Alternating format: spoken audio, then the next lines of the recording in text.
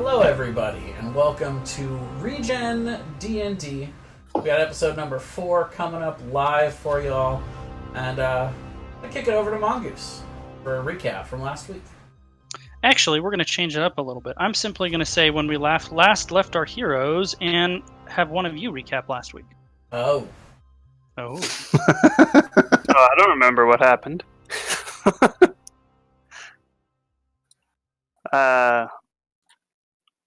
Well, I know we were in a building that had a bunch of weird traps and stuff. Well, I mean, wait a minute. Somebody did a... Emma did a write-up, so you should recap it.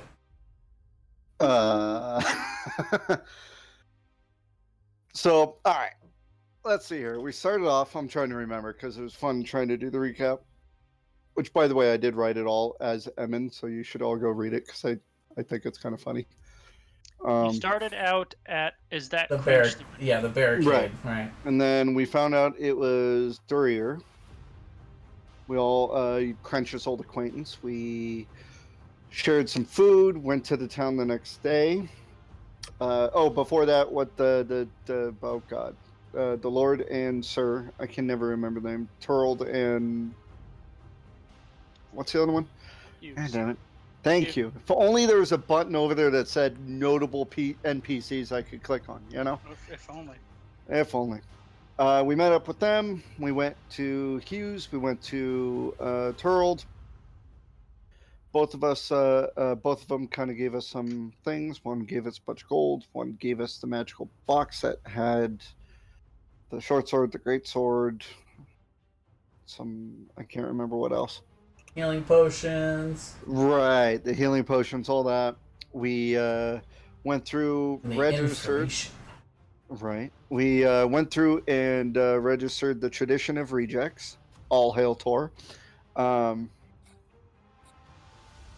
then we went to the guilds, the Thieves Guild, and that's where we're at right now. And I think we're all kind of hurting a little bit.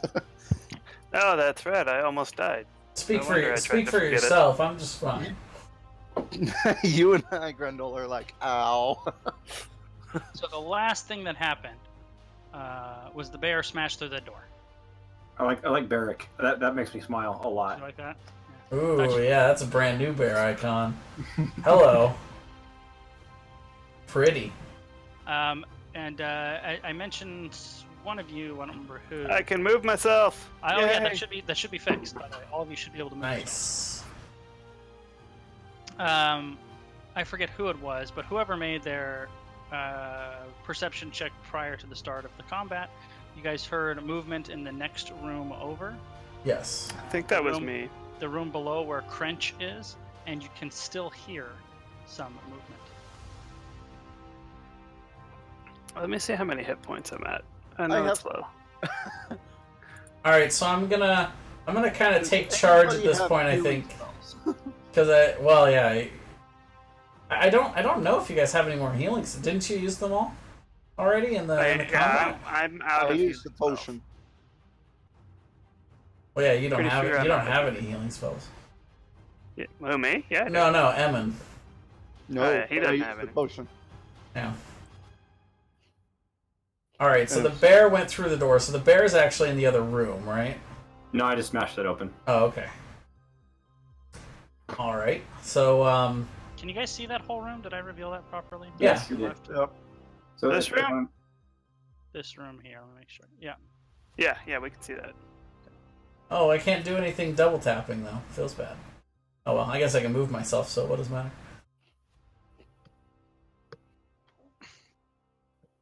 And what are you guys doing? Are we still in like an order use? Like we have to. We're out of initiative, right? Yeah. We are to combat. All right, I'm gonna motion for the two squishies behind me here that almost died twice each to back up. Maybe go around the corners so that they're not in direct line of sight of the door. And I'm gonna approach the door and pound on it a bit. This door I should have marked it, but it's also iron banded like the one top, the one that was harder to break. Oh, there are two doors. Yes, there's one that. Oh, I accidentally cleared out my own thing. There's one there. This is one smashed down. It's not there anymore. And then there's the one directly below you. So, did we see what was in this room? No, we the didn't door even that's look at right in it. front of me? No, it should be blacked out for you guys. It is. Okay, yeah, so you haven't been in there yet. This room, like at the end, like You haven't been in that room. Andrew's character like just smashed the door down. That's it. Right. Like we haven't checked the room for anything. And Okay. you haven't done anything on the door or anything going into the bottom. All right. So let's go search this room because I How do see you do that? this And which room did we hear the sounds coming from? The room that you have not been in yet. down here somewhere. Correct. I mean, which door? The door The you're one you're standing in front of. There's only one door. Where's the second door you're seeing? But the door is open at this point. No, it's No. closed. No. Oh. You haven't opened it. This is- Sorry, I thought you haven't- guys said we smashed the door open. No, No, there's one it's- over here. Yeah, okay. Over here. What confuses Right, that's me- what I'm doing, is I'm pounding on this door in front of me and seeing if there's an answer. Oh, no, but you do hear kind of like a,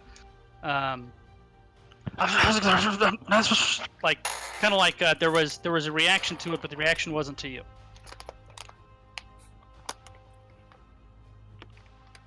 Alright, well, this whole time, as we've gone one step after the other, I've been yelling, come out peacefully and we won't harm you. So I'm going to just kind of go over that same rhetoric.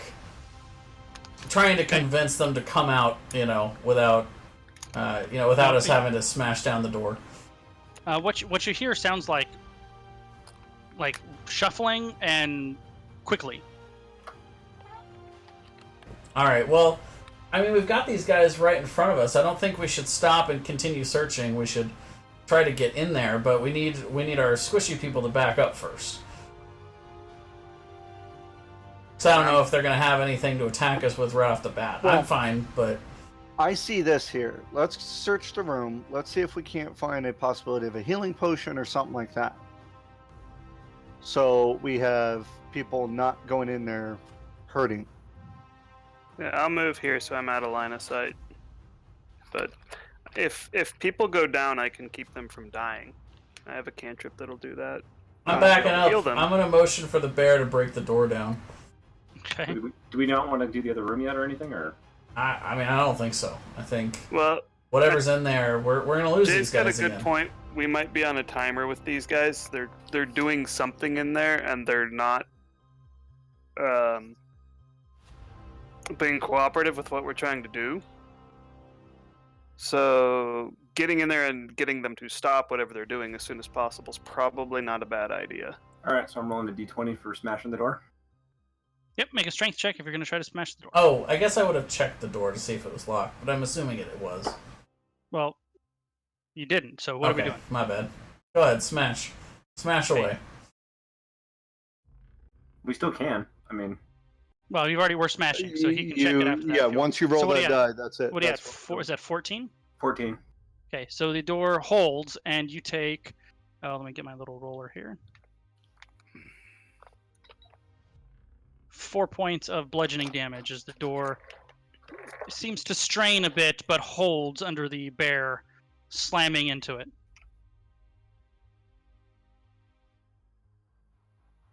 So we can check the door. I can't open it. I don't have. Sure, I'll step up and I'm not gonna open. I'm not gonna try to open the door. I'm just gonna check to see if it's locked.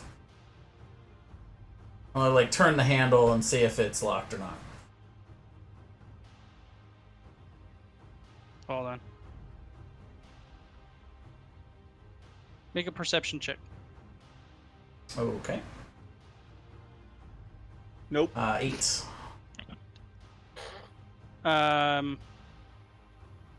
It is locked, and why can't I find my? Oh, And probably trapped, my guess. and make a Constitution save. Yep. Ooh. Is this a Is this no? That would be a Dex save. 23. Okay, so you pass the 24. Constitution save, and you take Uh-oh. 5 points of poison damage as a little needle sticks out from where the lock would be and impales you in the hand. Ooh. All right. Maybe we should have the rogue look at it. All right, I'll step back and Say ow. yeah, ow. All right. I'll move up and I'll inspect the door looking for any triggers or traps and whatnot and all that fun stuff. Okay, make a perception check. Nice. Ooh.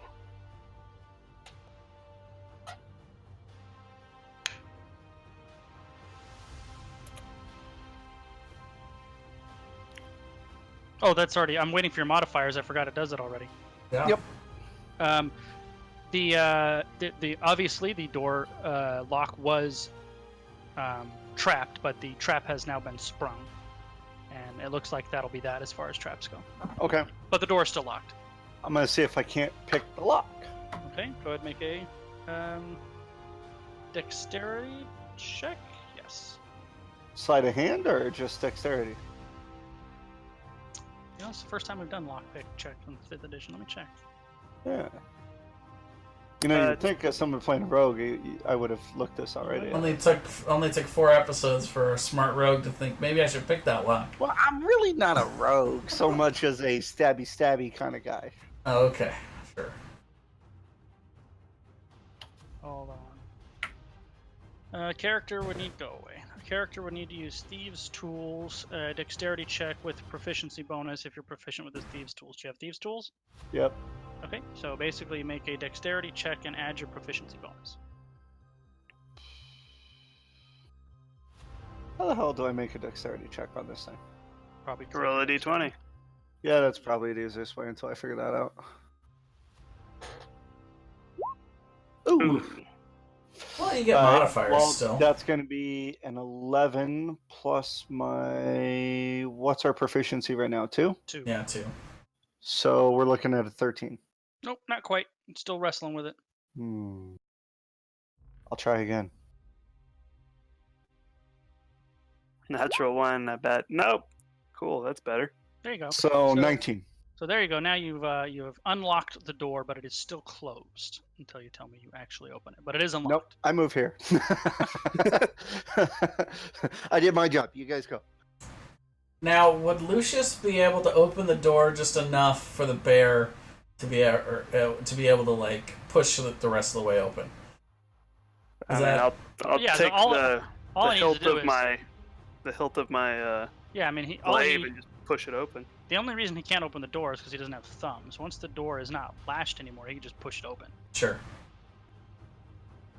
Yeah, I'll push it open with the pommel So, yeah. of my glaive. And there goes Andrew. He's in. I'll plan on going in after the bear. That's yeah.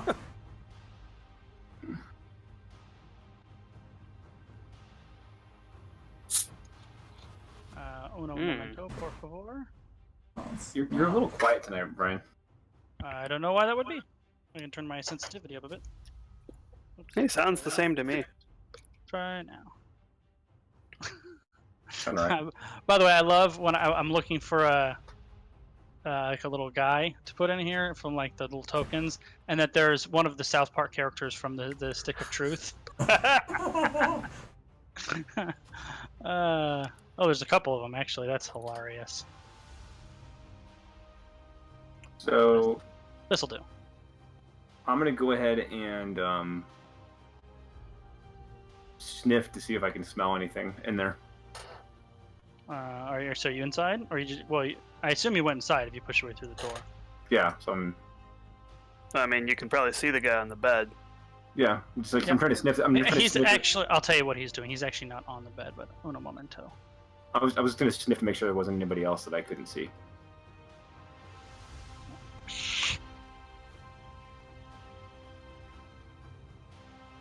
Hold on. There's a thing I'm trying to do here. This is me figuring out. It's okay. He doesn't smell anything. He rolled a natural 1. Yeah. Good to know. You got a lot of blood in your nose, and that's all. Just get an irony smell.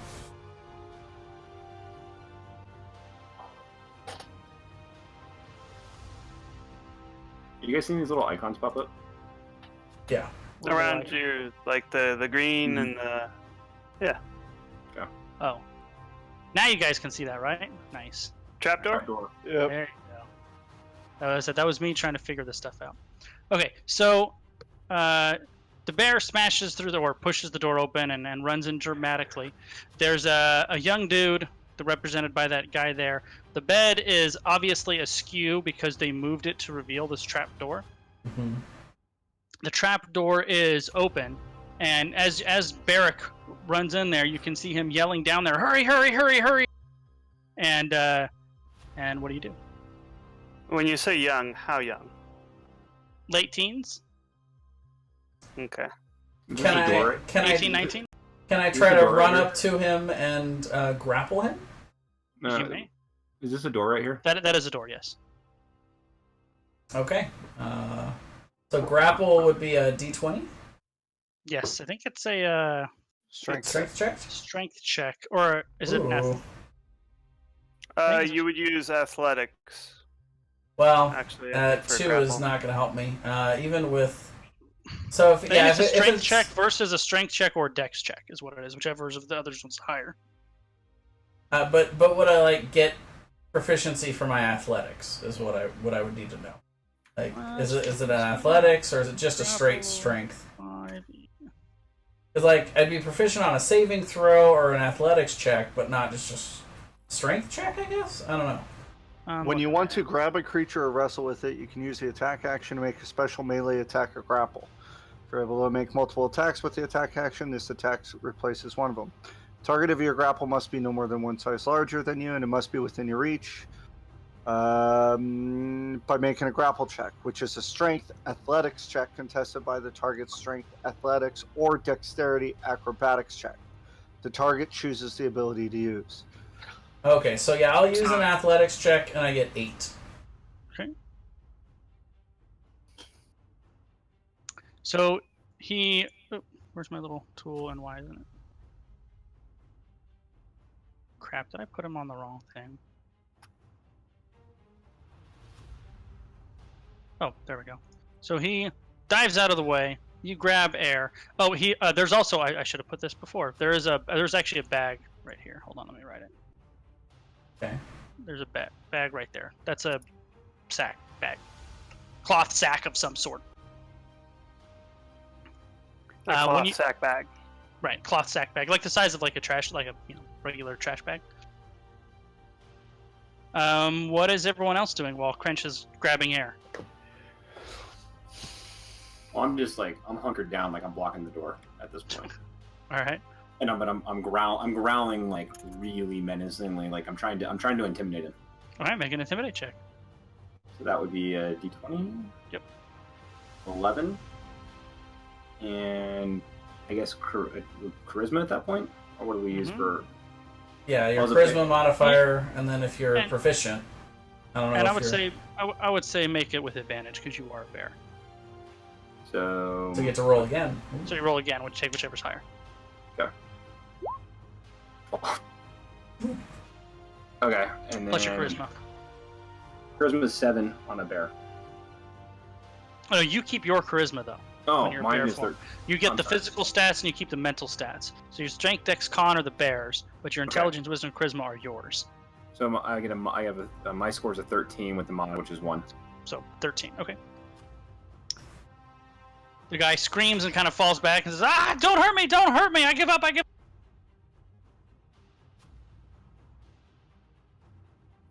Okay. Well, he's yielding. Do you want to look down the I'm tempted to disarm go. him. I'm tempted to go down the thing, but yeah. He doesn't appear to be armed. He doesn't appear to be armed. I want. He does not to appear to be check. armed. Yeah, he does not appear to be armed. We need to check. Yeah, Alright. I'm jumping down the hatch. Okay, well, I'm gonna go up to this guy and I want to do an investigation and make First sure one. that he is not armed. Go ahead, make an investigation check. Let's see, investigation. Not my strong suit, but 16. He doesn't seem to have a weapon on. All right. I'm going to come open this door. Okay. Oh shit. I'm gonna kind of just point my glaive at the kid's chest and just say, "Don't move. Everything will be all right." He's not moving. He's sitting down. I'm still pointing my glaive at him. Jay, you glance down. It's a deep tunnel. It's a vertical tunnel. Goes straight down about 15 or so feet and has kind of a ladder embedded into the side. Okay. Yeah, I'm gonna climb down. Okay. When you're about halfway down, you kind of feel the walls vibrating, and you hear a large rumbling noise coming from beneath you.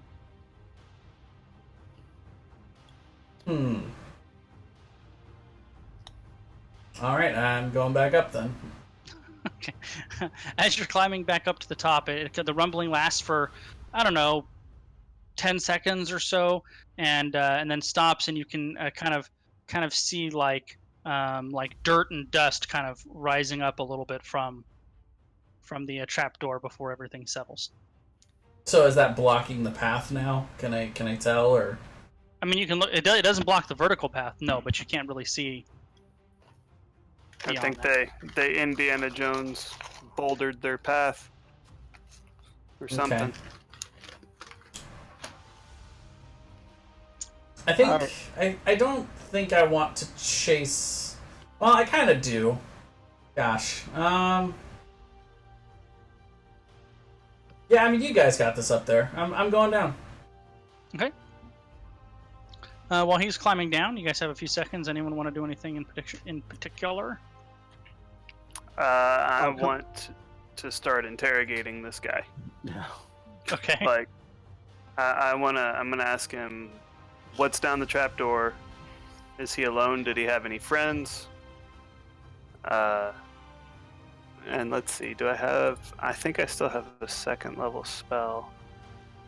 And I am also going to cast Zone of Truth. And that creates a 15-foot radius that if he's in it, he'll have to make a charisma save. If he fails, he has to answer truthfully. Okay. He can choose to not answer, or he can dodge the question, but he has to answer truthfully. Wait, what's the save DC? You said charisma save? It's a charisma save. Okay. The one so and only in the book. So for me, that would be well, my wisdom's 3, so I think it's a 13. Yeah, Does it say whether you know or not if he passed or failed it? Let's see.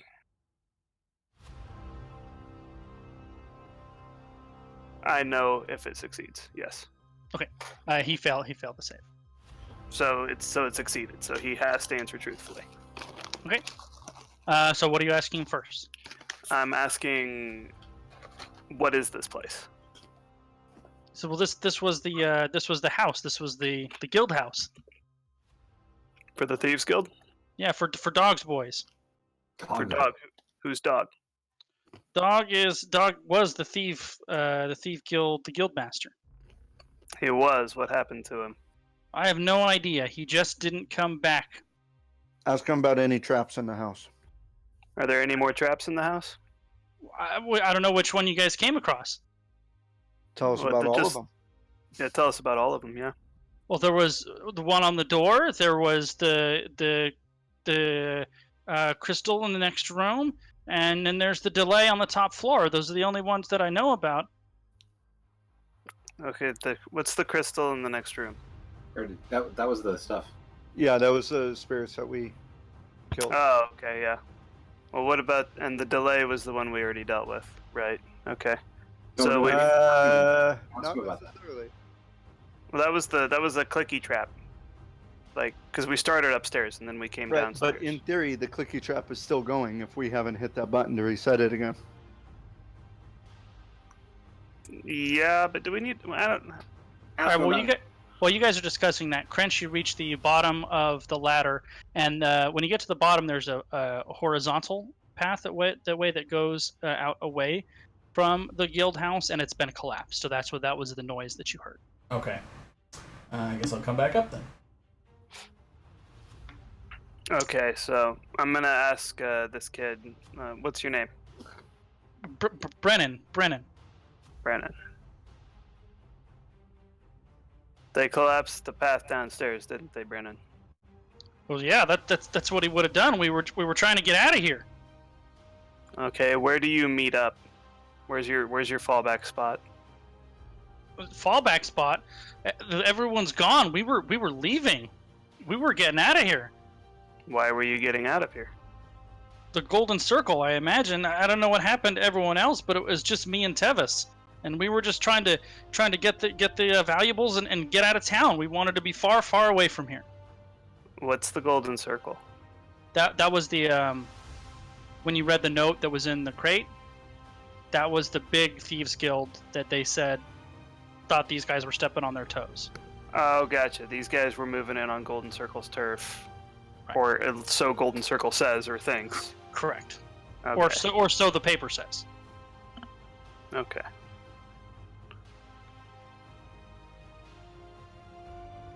I don't know. Do you guys have anything you want to ask him? He has to answer truthfully. What is the timer trap upstairs with the sounds? That's just a delay. That everything in here is just designed to buy time so we can get out the escape hatch. When you go in that room, the doors lock, and when the timer goes down, they unlock. Gotcha. What's in the bag? That's a good question. Let me find my notes here. So a lot of stuff. You guys can have it. There's some money and some gems and some drinks, and it's yours. Take it.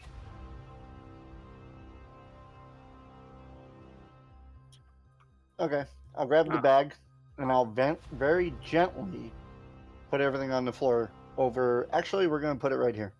All right. So I'll come here.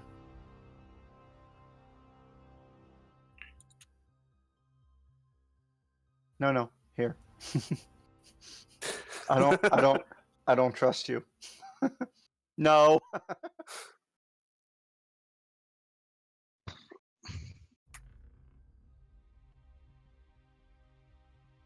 Have I gotten back up there yet? Oh yeah, you would have gone up there. Okay. Probably right as we'll say as Damon is setting that bag down. All right. And what's in? Well, I mean, I would empty it.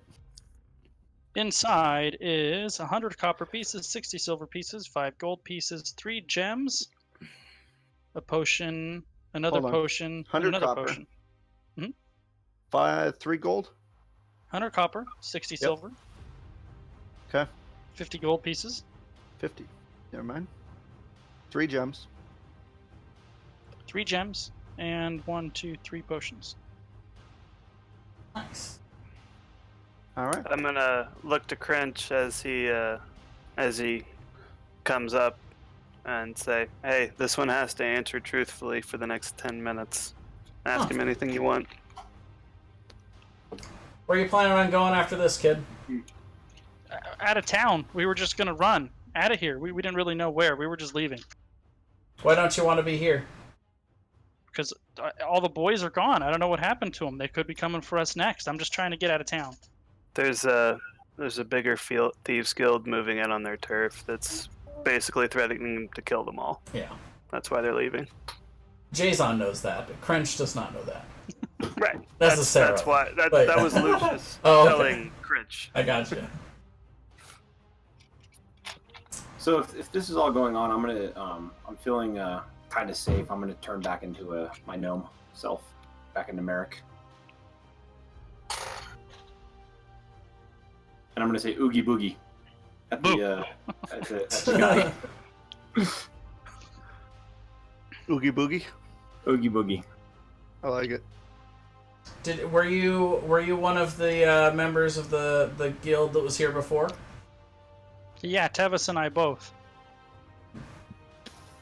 He says their leader left and never came back. Not sure where he went. That's a blood splattered in front of that chest, by the way. Amen. I don't want to step in the blood. I'm gonna ask the thief here. There's a chest in the other room. What's in it? Is it trapped? I don't know. I've never been in there. That's Shord's room. It's Short. Shord is like he was like the number 2. Okay. He's missing too? Yeah, everyone but Tevin and I. Are we allowed to take 20? To do what? Search the room. To No, what? I mean, It's an old 3. it's an old term. No, you're not. Taking 10 and 20 doesn't exist in. Son of a bitch. So taking 10, taking 20 back in 3.5 was like, I'm going to take 20, and that means you would spend as long as it took to where you would get a result of a 20 on a die roll. Oh. Does that make sense? So if a Or you could normal take action 10. took 1 minute, it would take 20 minutes to do it. Like, if you're checking for traps, you go, I'm going Right. to take If 20 you're and make not- sure that there's exactly. nothing on it. Like, I'm going to Nothing spend like an here. hour on this thing. Right, and you just could to only make do sure. it when you had 0 interest in time. There was no Yeah. time. 0 Alright. threats. I'm going to search the chest, make sure that, not open it, hold on. Making sure there's no traps, whatnot. Okay, make a perception check. Investigation. Nice. There was a trap. It has been sprung. It appears to be very similar to the needle trap that was on the door. Huh. All right. I will open the chest. Okay. You find a bag. What's in the bag? Hold on. A bag and like a little holder with 3 small vials in it. Is there anything in the vials? Yes, all 3 vials have a liquid inside. Is there a cap on the vials, or are they open? No, they're capped. They're corked. Okay. Now remember, unlike previous editions, those of you who played previous editions, nowadays potions, with certain pretty nefarious exceptions, you can simply taste them to know what they are. And if I Right. taste them and they're nefarious, am I You won't affected? No, you won't know. A lot of times the potions are disguised as something else if they're Okay, nefarious. but So if it's like potion of instant death, it'll say in the DM guide, like, this potion tastes like a healing potion. gotcha. But if I tasted it, I wouldn't become No, affected. by you're it. literally just going, sticking your finger in it. And, Okay, gotcha. Yeah. What's in the bag? inside the bag is 28 gold pieces, 37 silver pieces, and a plain-looking platinum ring. I'll take a look at the platinum ring. Is there anything special about it? It looks very plain. That was my perception. It Okay. still looks plain. All right. It's bare. looks- It's bare. It's Yeah, it's just yeah. It It's looks completely even more bare. plain than it did before. All right. And is there anything? is that your zone of truth? Yes. Well, I wanted to ask him.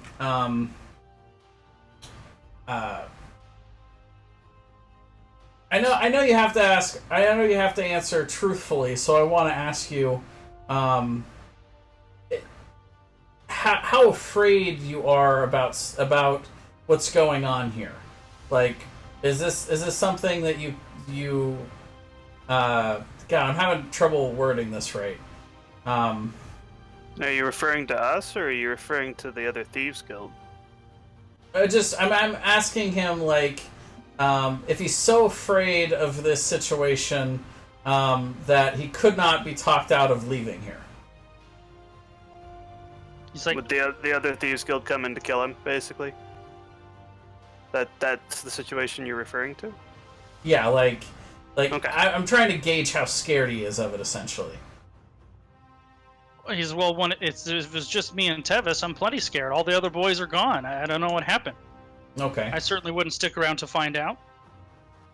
Well, and one thing that we know is that the Golden Circle is supposed to be a much bigger operation than these guys had. Sure.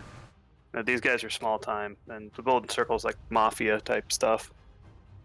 Do you know where the Golden Circle is? Where their territory is? He says, "Well, not really. I was pretty low man on the totem pole, so he was just kind of getting my feet under me. Because I know where you could find those guys if you wanted to look for them, but I don't really know much about them beyond that. Where How many members do they have? where would we look for them? He'd have to go into the inner city of Hastow. Oh. How many members do they have? Does he have any idea? I have no idea. More than we had. How many did you have?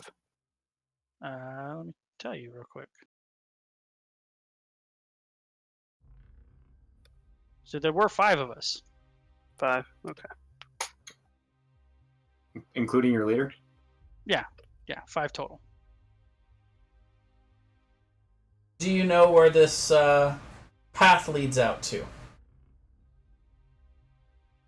He said, "Well, no. This is Dog's room. I knew this was here, but I'd never been down there before. It heads off to the southeast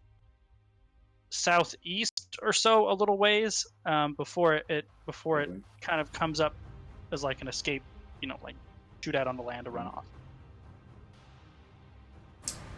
Trying to get them up. I look over to Lucius and I'm like, well, I guess the question is if we want to try to mount up and try and ride to see if we can figure out where that is, or if we just want to go back to Hastow. And I look back at him. I'm like, "Are you planning on going back to Hastow? Do you need a lift there?" So I'm not going back to Hastow. I don't know what I'm doing now. Okay. Well. Anything else? What was the name of this guy's friend again? Tevis. Tavis. Do you have any idea where Tavis might have gone? As far away from here as he can, I would imagine. We were going to try to run off to into Leona, which is the area to the south of here. It doesn't have like one unified kingdom. It's a collection of smaller kingdoms. It's like a principality type situation. Right. It's like it's basically an area that's collectively referred to as Leona, and then with side of it there are, a half dozen smaller kingdoms. Right. It's like Russia was in medieval times. There's a bunch of little principalities that are kinda, yeah. Okay. Well, I mean, I don't think we're gonna learn any more from this kid, and killing him just doesn't feel right. So. Nope. What?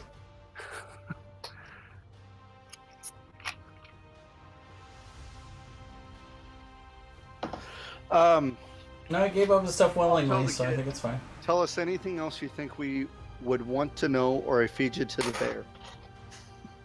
He The can't lie. bear isn't. You don't need Yeah, to. he can't lie. Like. Yeah, but I'm not asking him a specific question. I'm opening it up. Like, You're just threatening him.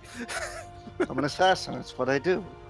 He said, "I have no idea who you are. I don't know what you'd want to know." Ask him. I look at him and I say, "Is there any more treasure in here?"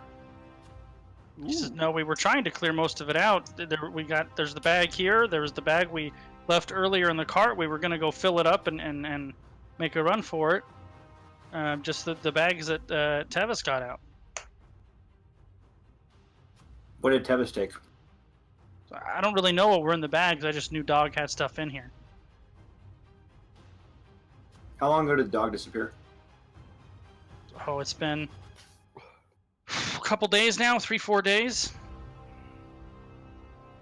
Do you know where he was going, where he was coming from when he disappeared?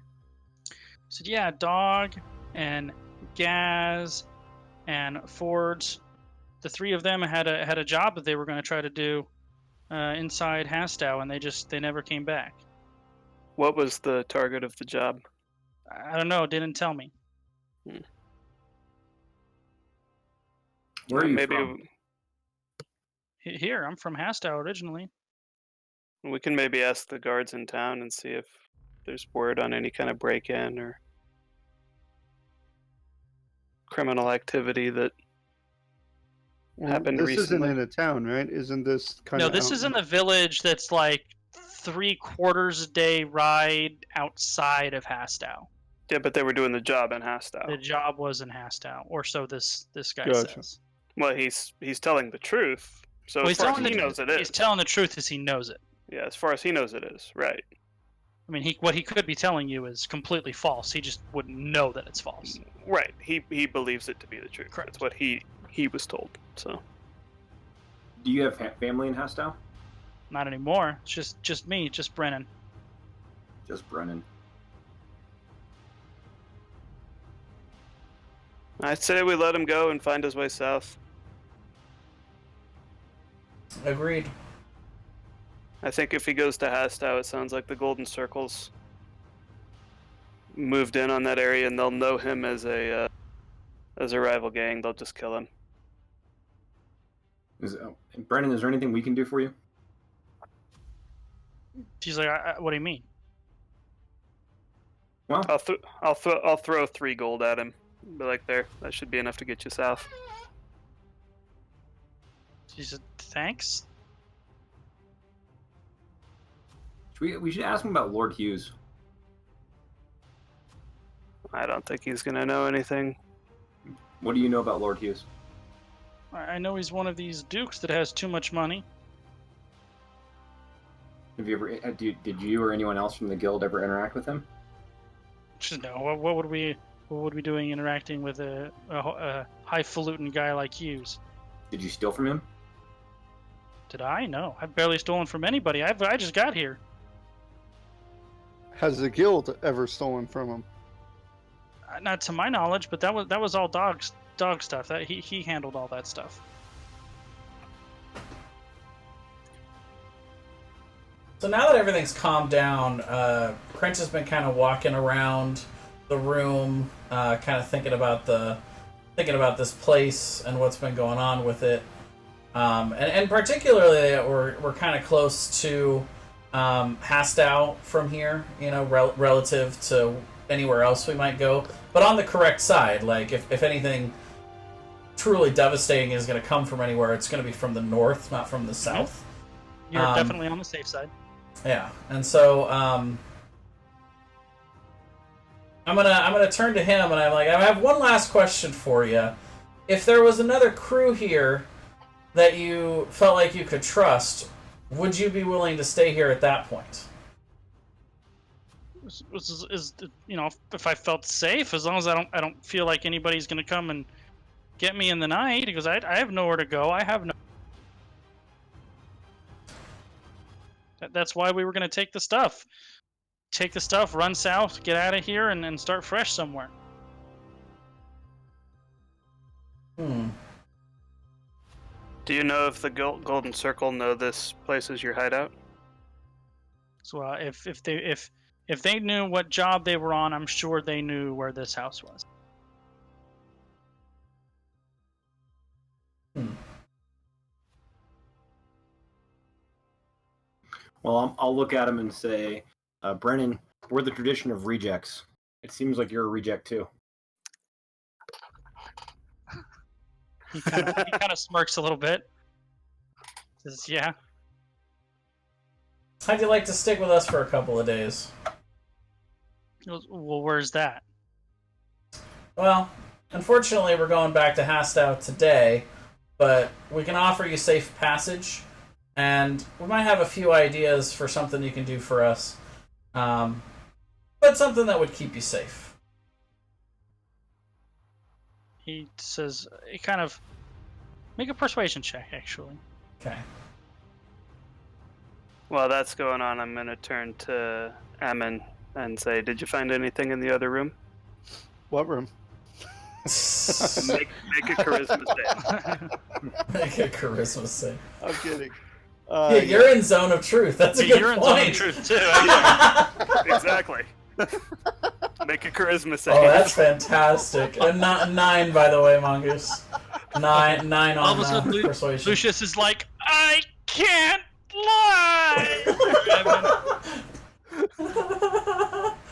I really can't lie. You really can't. You have to tell me, or not answer the question. I don't say anything. While running a red light and speeding! Evan, who you want to kill the king? I'm kidding. I didn't actually ask that. I'll tell them everything that I found. Okay, cool. Also, Lucius and Merrick, put in your traditional prep spells while I'm thinking about it. You can just write them down. You don't need to shoot them all up there, Andrew.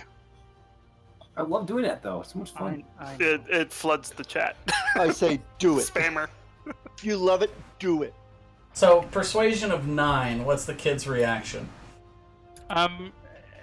He seems unsure, but not. But but probably for lack of better options, he seems to be willing to go along with it. Yeah. What do you got to lose, really? You can always go. You can always go south if if you're not interested in what we're wanting to do next. So we're 3rd level, right? Mhm. Yep. Mm-hmm. Okay.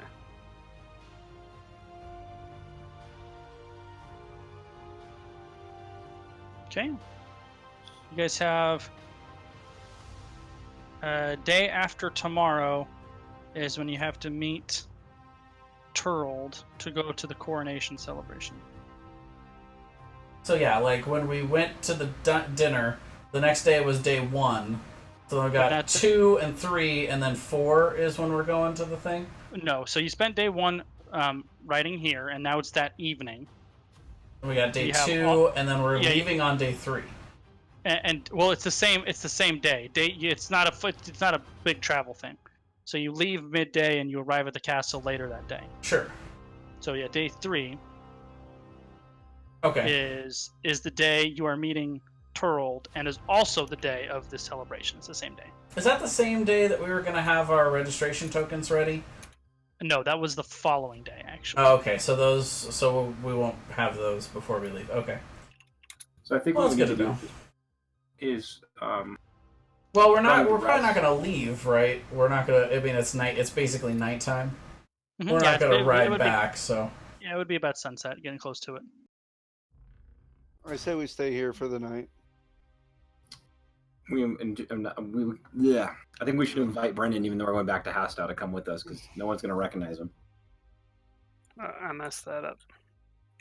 yeah, in a big city like that, in the shanty town, you're gonna have plenty of places to not stick out and not be noticed. But basically, I guess my point to him would be like, I mean, you can go out on your own if you want. We're not stopping you. You can leave if you want, but I mean, we killed those elementals in the other room.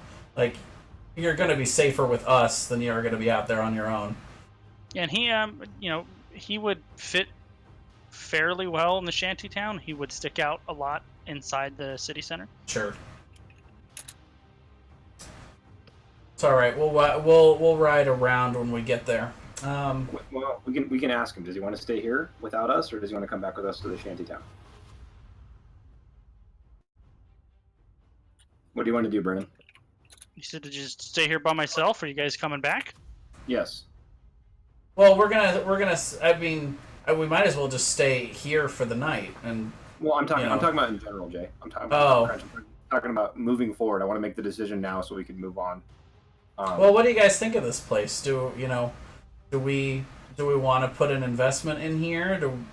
This is a large empty structure. We could maybe try and make this ours if we But wanted. it is also a known spot by the Golden Circle, so a potential enemy already knows where it is. Well, they would be enemies of the organization that was stepping on their toes. They're not necessarily. They wouldn't Right. necessarily be enemies of a new group of people that were just taking up this structure. But Especially would they if know we that if we're we not weren't part of the previous organization already? Yeah, I think before we set up shop here, long term, we would have to find some kind of contact with them. But Yeah. Passively, not aggressively, obviously.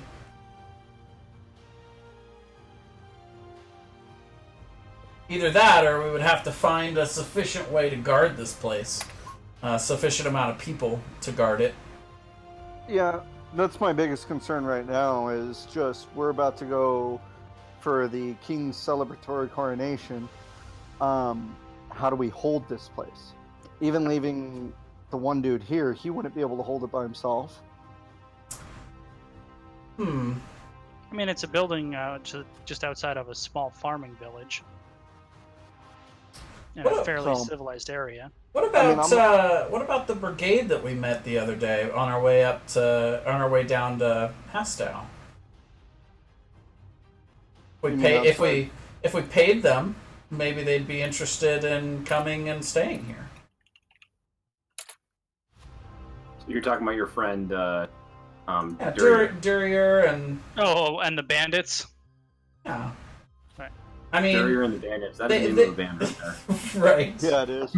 Yeah, I mean, Brahm, when we were talking to him, he didn't seem like he was particularly happy with what they were having to do. You know, they're barely making ends meet. It seemed like as it is, but maybe if we promised them a regular, a regular income of silver to themselves and maybe to their families in the shanty town, maybe they'd be willing to work for us. I mean, it's a possibility. I don't think we currently have the income to support that. I mean, if I remember correctly, typical person you said, Brian, makes 1 silver a day. Mm-hmm. So that means for every person that comes to the building, we'd have to offer them basically. Well, if you got this guy and those 9 guys, you'd basically be on the hook for 1 gold piece a day. Yeah, and that's, So I mean, that's 30 not that much at all. It's not, and we do have it right now from what we've got. Like we just picked up enough for 2 months, but what about in a month? I'm going to be needing reagents eventually. That's like, oh yeah, that's going to be 400 gold. So Sure. I'm Yeah, not as interested in but we wouldn't set this up if it wasn't going to make us gold in the long term. They can guard this place, and we can start to try to make it a self-sustaining thing. We can try and How give them. does it make us money? Well, I mean, how does anyone make money? Like But even talking outside These of people character, apparently steal. That's Yeah. how they make money right now. Like, as far as I know, they don't have any workman skills. How would they make us money? Well, it would depend, to your point, it would depend on who there had any kind of skilled labor that we could take advantage of, any resources around this location that we could take advantage of. But also, there are literally, thousands of people in that shanty town that also probably are skilled laborers. They might just need a different area to operate in because there's too many damn people around Hawthorne. There's not enough resources for everyone to go around. I don't know whether that would be true or not. That's a lot of speculation. yeah, Sure. Well, I mean, what the reality is, you guys don't have the answers to a lot of these questions as you stand in this room right now. Yeah. So, I mean, you can kind of put it on your plate and poke around a little bit in town and see what you come up with. Sure. This is the conversation best had over the open road. Let's maybe bed down. Maybe have one person watch the front door and make sure nobody else comes along to try and raid this place for the night. Maybe have one on guard duty at a time and just Hey, you guys rest didn't up. break the front door. That lock works. Hey, what are you saying there, Goose? So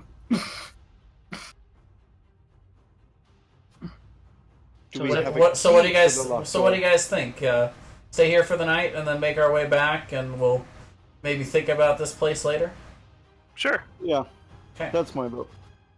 I agree. And we should invite Brennan to come with us since he's overheard this conversation. We should offer to him that he's welcome to help us try to do what we're talking about. But if he steals our idea, we'll kill him. Well, so for instance, Brendan, one thing we might have you do, we're going to be occupied after the next couple of days, but if we were to reach out to this group, we might maybe have you come back with them and escort them. You'd be there with basically 9, what might pass as mercenaries on a good day. He's kind of hesitantly okay. If that ends up coming to pass, but either way, we can set you up with enough for a few days in the shanty town, and then if you're not into it, you can go on about your business. He said, "Well, if you guys are gonna take off, you already gave me a few gold. I'll hang out in Latour is the name of the town, by the way. I'll just stay around in Latour, and if I see you come back in a few days, I'll find you. Otherwise, I'll just do my best to. See, they've already named this city after us. It's like the French Latour. Latour. Well, no, I mean, I would rather you come back with us. That way, if we want to send anybody out to this place, we have somebody who knows where it is. Help them easily find it. Well, what if I just stay at the inn in town, and you can send them to meet me there? I don't really Okay. want. Yeah, That he's sounds got like a good point. deal. They can find Latour just fine. If he stays in here, there might be some bad people showing up. Brennan, is there a password that we can tell them so that they'll know that from us? Well, you tell me. All right. If we if we send someone, they're gonna say, "Tor is the store, and not Tabor." Oh, what? Okay. Well, I'll smirk. I'll smirk a gnomish smirk. Tor is the store, and not the boar. And not Tabor. Not to bore. Okay. And bore like Bore. Well, not Bor. whatever. Yeah, don't misspell it when you speak it. Crench doesn't know how to write. It's essentially the same thing. He's just trying to remember this phrase. Lucius just kind of sighs heavily. All right, I'm going to bed. I'm gonna go lay down on one of the things. I'm like, I think you guys got one of the first watches, right? I'll go watch. I'll start first watch. Actually, Right, do we just want to go to Latour? Like, what? Maybe we don't need to stay here. I mean, I guess this place is free. Like, Lucius is ready to lay down because he's almost died twice today. Ditto. Like, he doesn't want to go anywhere else. He wants to sleep. Sure, one person watches the front door locked.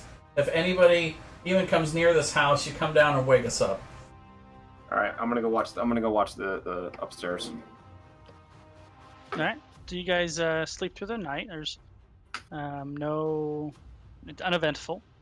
Awake in the morning. We can full rest, so we can. You get everything back. Sweet, thank you. Oh, did he take? He probably took his cart with him, didn't he? Oh well. Who's he? Who? Brennan. Because they had the cart out front, right? The other guy. Well, the other guy didn't take the cart because where that goes out is not near the cart. He wouldn't have doubled back for it. Okay. And I think Brennan is probably too scared to take anything from you guys, so he probably just hauled ass out of there. Okay, cool. So now we have a cart. Did the cart have horses? It had a horse hitched to it, and then you guys also have your 3 horses you came up on. All right. Maybe we'll hitch a sec. Do you guys want to take this cart back with us? Sure. Cool. Da-na-na-na, acquired cart. A cart is worth 20 rupees. It is. I'm more of a fan of the dun dun dun dun dun dun dun dun dun. Final Fantasy is a good game, man, but Da-na-na-na-na-na. something about a good Zelda. Yeah. All right. All right, Well, so let's get heading back next then. morning, are you guys just going straight back? I get all my Let's hit take points our back. friend Brennan to the inn. Well, he would have left the night before. He just took off. Okay. He can make it to the inn by himself. He'll be fine.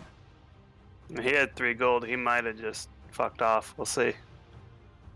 Well, if I send someone down here with the Tor is the store and not the boar, and they don't Well, I find him. mean, he said that he would stay there while he was in the Cone of Truth, right? Like, That's true. he couldn't have sat there and blown smoke up our ass. Like, oh yeah, That's I'll go true. stay in there and see if anybody comes by in the next few days. Right. All right.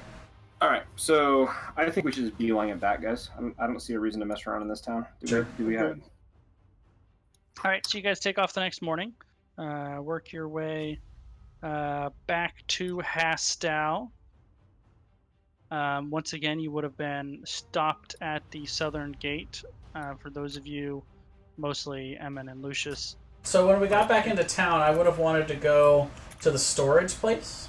Oh, that's on the way. Yeah, you guys should drop your crap off there. Sure. Oh, well, I want to do 2 things. First of all, I mean, I want to drop everything but my sword off. in the storage space if they'll, because we still have the writ, right? Mhm. We can do that. Totally. I also want to inquire how much it is to purchase an additional storage unit, like more store space. Is it the same size? Do Sure. we need one at this point? I just want to know how much it is. He said same size is 5 gold pieces a month. Okay. Well, if we ever do want to do anything with other people, we can maybe, purchase that so people can leave it here instead of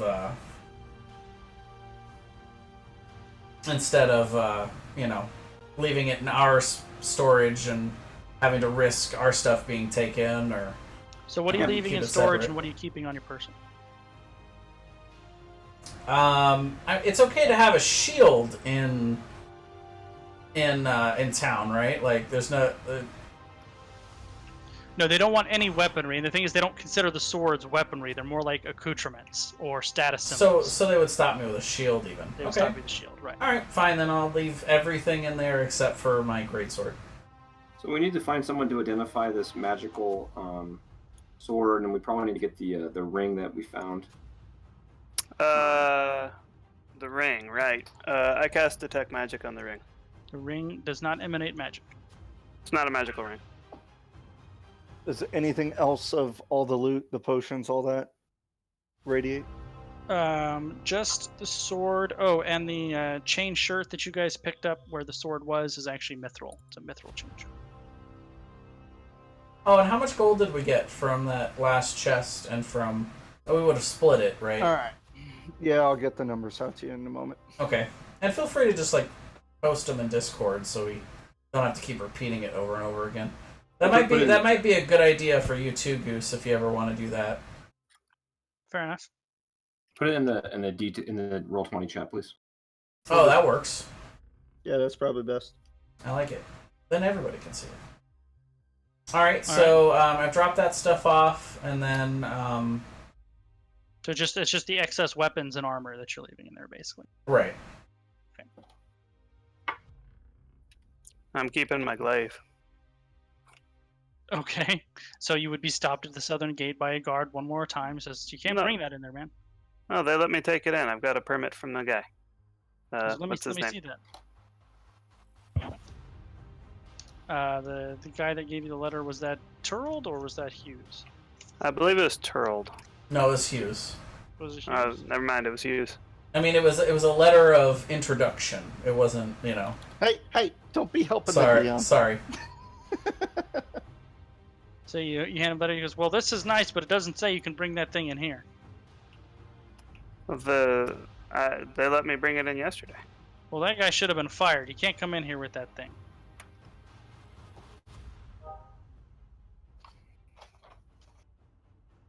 Can I? So, where we're meeting Turl tomorrow to go. Well, I mean, we're going to their palace. They're probably gonna have the same rules there. They will 100% have the same rules there.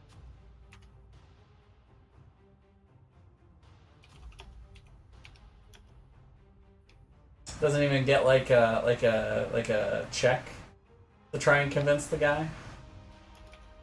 No, the guy doesn't seem like he wants to be convinced. Okay. I mean, you can store it. You still have that other thing you do. Yeah. I don't have a sword though. That's fine, I guess. Okay, real quick, guys. Just when I post the gold or whatnot in the chat, when you see 24 times C, 3 of us gets 24 of those silver pieces. 1 person gets 25. Does that make sense? I'll take 24. I always plan on taking a short one, so just to make things easy. Roll a d20, Jay. Okay. I get 25. So I'm trying to read how much there is. 19 times 2 GP. What? Yeah, that means 2 people get to take 19 and 2 people get to take. Oh, I got you. You're breaking it down by copper, Yeah. silver. Okay. So I'll take 19 on that one. So that's I'll take 19. Like I said, from now on, I won't even post what I'm just always taking the short amount just to make things easy. So I'll just post for you 3. So then, Merrick and I get the 20 gold, I guess. Yep. Ooh. So yeah, I mean, so don't we have an extra sword now? Because Emin's probably going to be using the Emin has the new sword he started with, and he has the short sword that. Oh, but you can use 2, can't you? Technically, yeah. Okay. I'll go put the glaive back in storage. All right. I guess. All right, so you guys work your way through the southern, and you actually have 2 peace strings too, Jeremy. So you use 1 for each sword, and then you can get in. I'm Go aware. back. What was that? I'm aware. You I was waiting for you to go through and be like, you can't bring both. Want to bet? Nope, you got both. You make your way back to the Fool and the Cup, and as you go in, Crench, sitting at a table, is a mid-30s year old man. He's got short,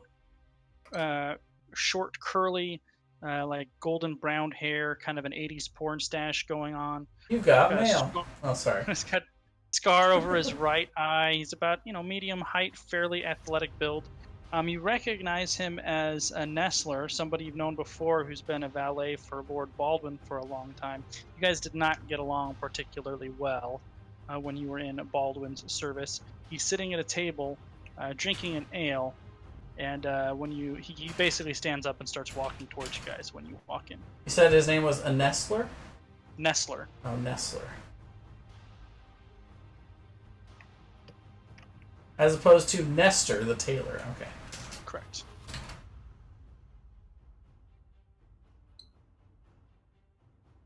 Alright, I'll walk up to him.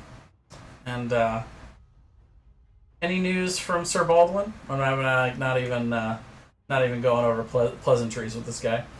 Yeah, he said he sent me here to wait for you because you said you had an important message about Sir Andre. Yeah, and I believe it's news that he'll want to hear in person. Can you take me to him? He said, "Sure, follow me." Okay. Walks out the door. And I basically tell everyone I'll be back. Like they don't need to follow me if they don't want to, but Okay, Crench you takes guys have off. What are other the business? 3 of the rest of you doing? I'm going to go over to the Elmater place. In the shantytown? Yeah. So you guys have ridden from the town for the day, so it would be kind of mid-afternoon-ish.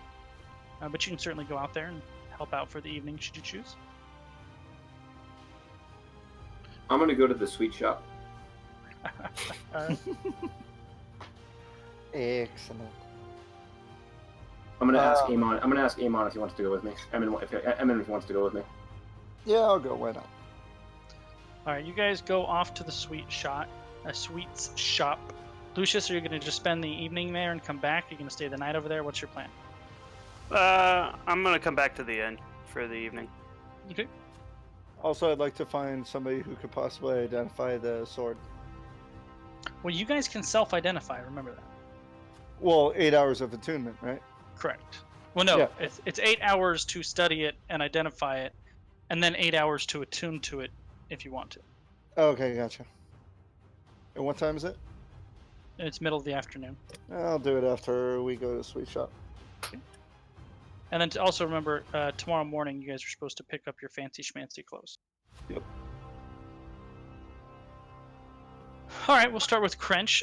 You work your way back to the fancy. Was it an inn I said he was staying at? Yeah, I believe it was. The fancy inn. And you see Lord Baldwin there, who looks slightly more aged than you last saw him, but still a very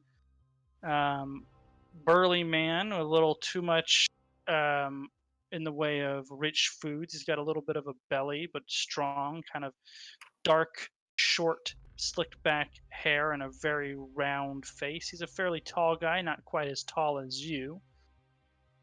And he greets you fairly warmly as you go up, and Nestler just kind of walks away because he doesn't want to be there. Okay, I'll walk up and just go to shake his hand and warm greeting, that whole thing. Sure. He said, "What's the important news?" Yeah, I wish I could be here with good news, but unfortunately, we were attacked. The keep was attacked by a band of elves that raided. I'd been sent away on his behalf. He had been injured on a hunt. They had sent me to escort this cart, and unfortunately, I wasn't there to try to protect him when these elves attacked. And I was told by witnesses there that he was captured and taken away, though he was not in good shape. I was told that they didn't believe they believed he was taken alive, but unfortunately there was the perception was not great. There was a lot going on, so nobody was 100% sure of the state of the people that got taken.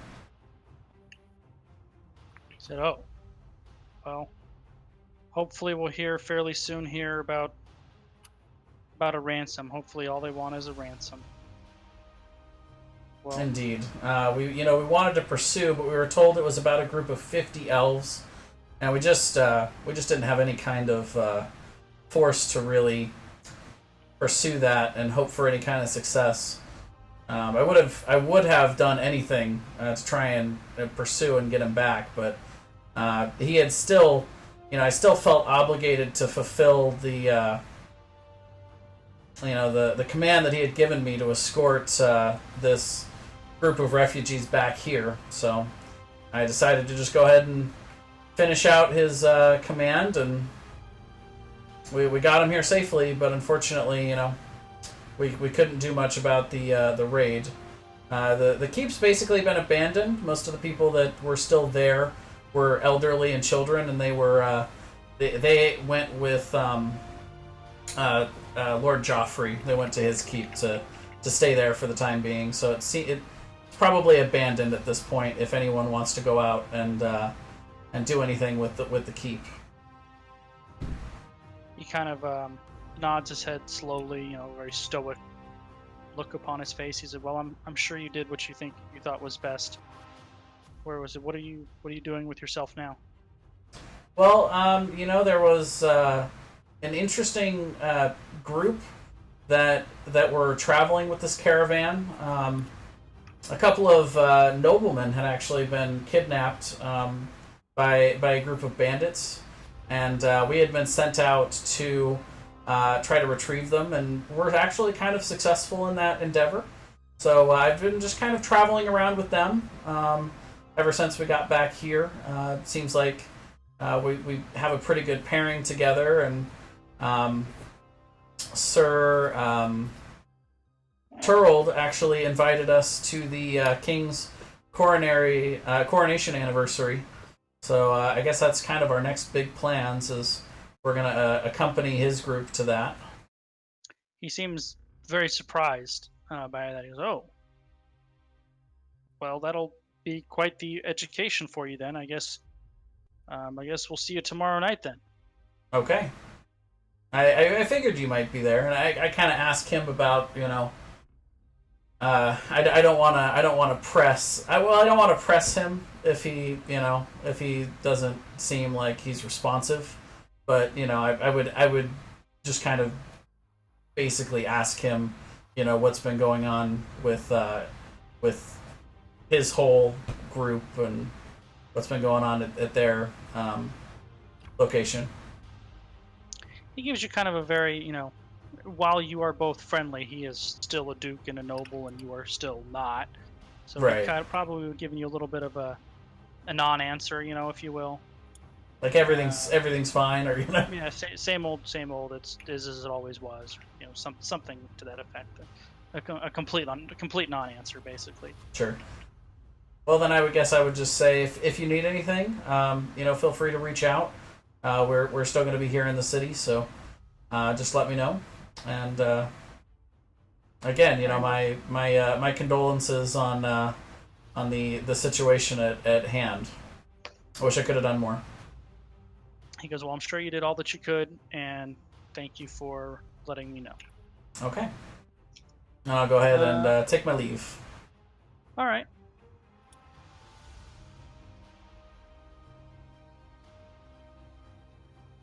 What time is it? By the time you're done there, probably just after sundown.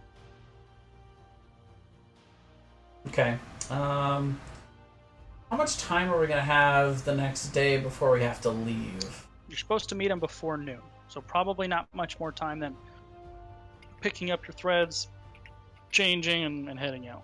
All right. Well, then I'm going to bed early because I'm gonna go back to the inn and take an early night in because I've got stuff to do in the morning, so I'm gonna be waking up early. All right, fair enough. Lucius, you spend the evening helping with the soup line, tending to the wounded, speaking with the local clergy. Is there anything in particular that you want to do while you're there, or are you just kind of doing your duty as best you can while you're in town? Doing my duty, but I also wanted to, if there was any kind of disturbances, for lack of a better word, going on in the area.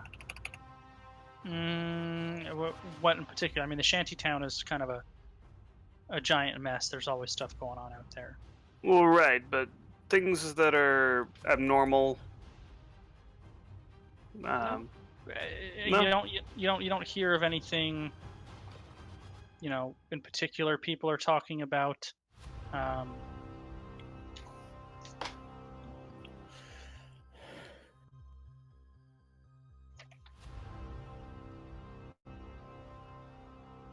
People are talking about. I know. I'm looking at my notes here, so I don't say it. Okay.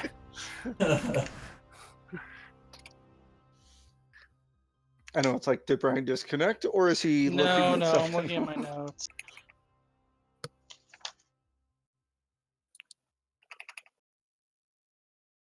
Let's see.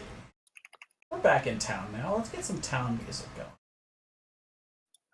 And music We're spot. talking about the Well, I Midsummer stopped Festival, which is coming up. That's a big deal. That's in here in about 2 weeks ish. That's the big holiday in the summer. People are hopeful that the royal family will give out food gifts to the regular folk in celebration of the coronation anniversary, his 5 years as ruler of Malande. And that's pretty much dominating the conversation. I mean, that's the very next day, people are talking about all the various colorful visitors, especially not so much here north in the shantytown, but rumors of all these different people coming through the southern part of town and going up to the castle or staying in the city and staying near the castle. So that's kind of the buzz, but nothing really makes your ears perk as far as oddities. Okay. And what's the general temperament of the populace? Are they hungry? Well, I mean, that makes sense, but yeah, they're poor and hungry and despondent. The people that you're dealing with, yeah, they don't have a lot more motivation other than not dying and finding some kind of food. Gotcha. That's about what I figured, but yeah.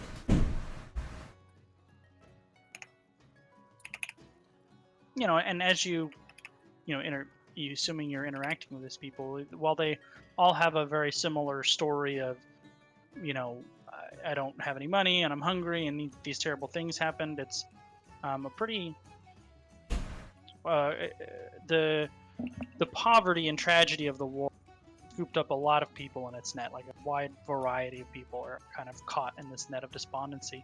You figure a lot of these people escaped from Terra. They're not here from Hastow. They're running from the sieges and the battle. So their homes that they knew they don't have anymore. So they're here and they don't have anything. So it's definitely a wide array of people. A lot of them are sick. Most of them are thin. Gotcha. Okay. So kind of more of what I expected. Pretty much, yep. So Lucius helps at the Ilmater compound for the evening. Merrick and Eamon have a nice friendly dessert. Is there anything in particular that you gentlemen want to do, or are you just going to grab some grub and call it an evening? I'm just looking to grab some grub and check out the flirt. I'll do some gnomish flirting with the lady who works at the sweet shop. Is the lady who works at the sweet shop a gnome too? No, she's not. Chances are Merrick is probably the only gnome in town here. I'd really love for the lady who works at the sweet shop to be a Goliath. That would be great. No. It's like 8 feet tall. The lady at the sweet shop who already took a little bit of a shining to you when you asked her to make something for yourself with your good berries. Her name is Carly. And Carly. She's a very sweet lady, probably in her mid-20s. Very friendly, very warm smile. Constantly has like flour and kind of all that stuff on her from working all day.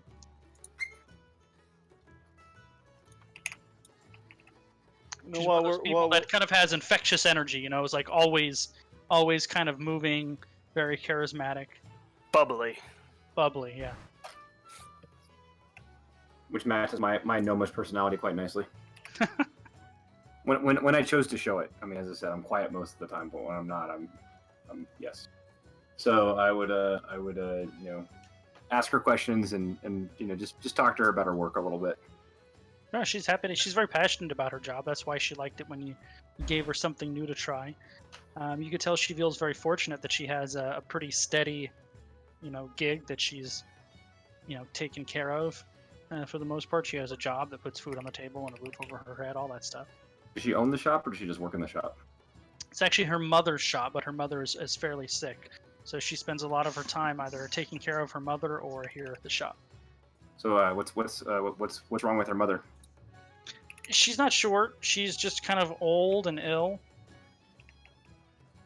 Is it So let me ask her some questions about. Is it just kind of like an elderly illness, or just is it some kind of affliction that's taken on her? She thinks that she's just getting old, but she's not a priest or a doctor, so she couldn't tell you for sure. But she thinks her mother is just old. Well, ask her if she would like me to bring my friend Lucius by to see her mother. She says, "Well, what does your friend Lucius do?" He's a priest, sort of. he really is. Priest, sort of. Mostly. As a druid, Andrew, you probably have just as much healing ability as Lucius does. Yeah, but I don't want to be too fresh. I don't want to be too friendly. Okay. I'm offering my friend Lucius. Gotta play hard to get. Yeah. So, but if I'm making her nervous, I can say, well, I can, I am a druid, and I can try myself if you're okay with natural magic. Well, you got to remember, you got to be careful with the magic is bad. That's why I'm trying to shy away from it. That's why I was going with the priest thing. Natural remedies. Natural remedies. There we go. Thank you. There you go. Uh-huh. And she said, "Well, sure. I mean, I guess if you think you could make her feel better, we live. The building you're in is a multiple-story, 3-story building. So the sweet shop is on the bottom floor. Mm-hmm. So she says we have a small apartment on the second floor above the building, above the shop.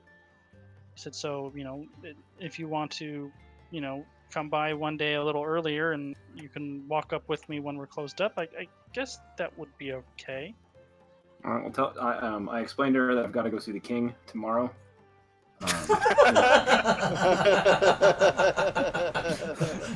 Weird flex, but okay. Yeah. I've got an appointment with the king tomorrow. Yeah. And I kind of wink at Merrick as I do so. And Merrick kind of winks at Amon when I do it. It's not like a big deal or anything. Yeah. Just I'm Gotta kind of see a the big kid. deal. Too many I leather-bound gotta books. say, I gotta laugh a little bit how the name's actually Emin, and you guys have called him Amon so many times that now I'm like, yeah, it's Amon. Hey, man. It's a Jamaican name. So. She said, yeah. okay, well, she said, I'm here every day but Saturday, basically, whatever the equivalent of Saturday is. And I leave her We'll some. call it Saturday. Okay, and I leave her. So she's there every day but Saturday. Okay. Every day but Saturday. And I go ahead and I leave her some good berries, and I say, make your mom smell nice with these. These berries can sometimes make people feel better. She says, oh, that's very nice of you. I lean in and I tell him, ask her what she does on Saturdays. And I look and I say, Amon's correct. I should ask you what you do on Saturdays. I give him like, the fuck, dude? She said, that's just the day that I don't work. I take care of my mom or run errands that need to be run. Well, would you like to run an errand or go somewhere with me on the Saturday? If assuming I'm here on Saturday. Now let me see what day of the week it is. I hope it's not Saturday right now. No, it's because it's supposed to be ready Monday, if I remember correctly. The token. Yeah, so It is. So actually, this would be Saturday. So she said she's not there Friday. Ignore everything I just said. She's not there Friday. Okay. Oh man, we missed her yesterday. like, The one "Did day I- she did I was say closed. Saturdays? I meant Fridays. I meant Fridays, right? See, now she's what- just getting dodgy. This is how you know she's not into you. So I smile and I say, well, I will be back to see after your mother. Maybe I can see after you on the next Friday. She says, okay, well, we'll see you next time. Yeah. And she gives you both a friendly wave off. And you would probably hear less customers for the evening, so she locks up behind you. Does she politely lock up, or she's slamming the door and close? No, very politely, very friendly. those guys are weird. So yeah, so I at that point I look at Amon and ask him if there's anything else he wants to do. I'll pick up a couple sweets for the road. All right, fair enough. So you guys retire for the evening, and this is where we'll take a $5. Cool. All right, cool. Perfect, because I'm out of soda. There you go. All right, well, we'll be back in 5 minutes. I've had this jerky, but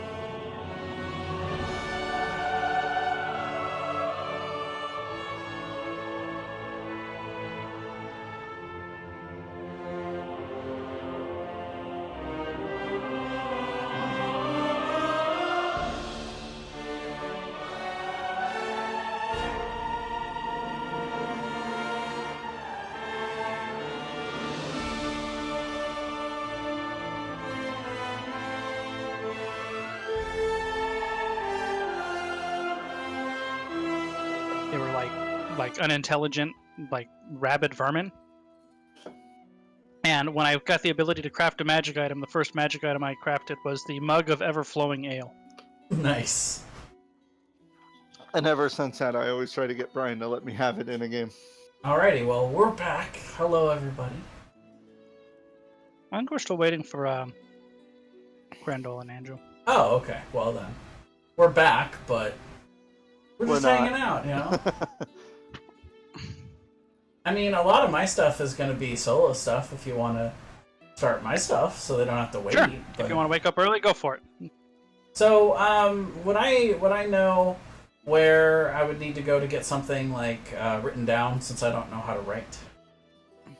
Well, typically you would go to the church. The church could scribe something for you. There is a church of Pelor in the town. And You could also, any of your party mates could do that for you as well. Hello. Merrick knows how to write? Huh? Oh.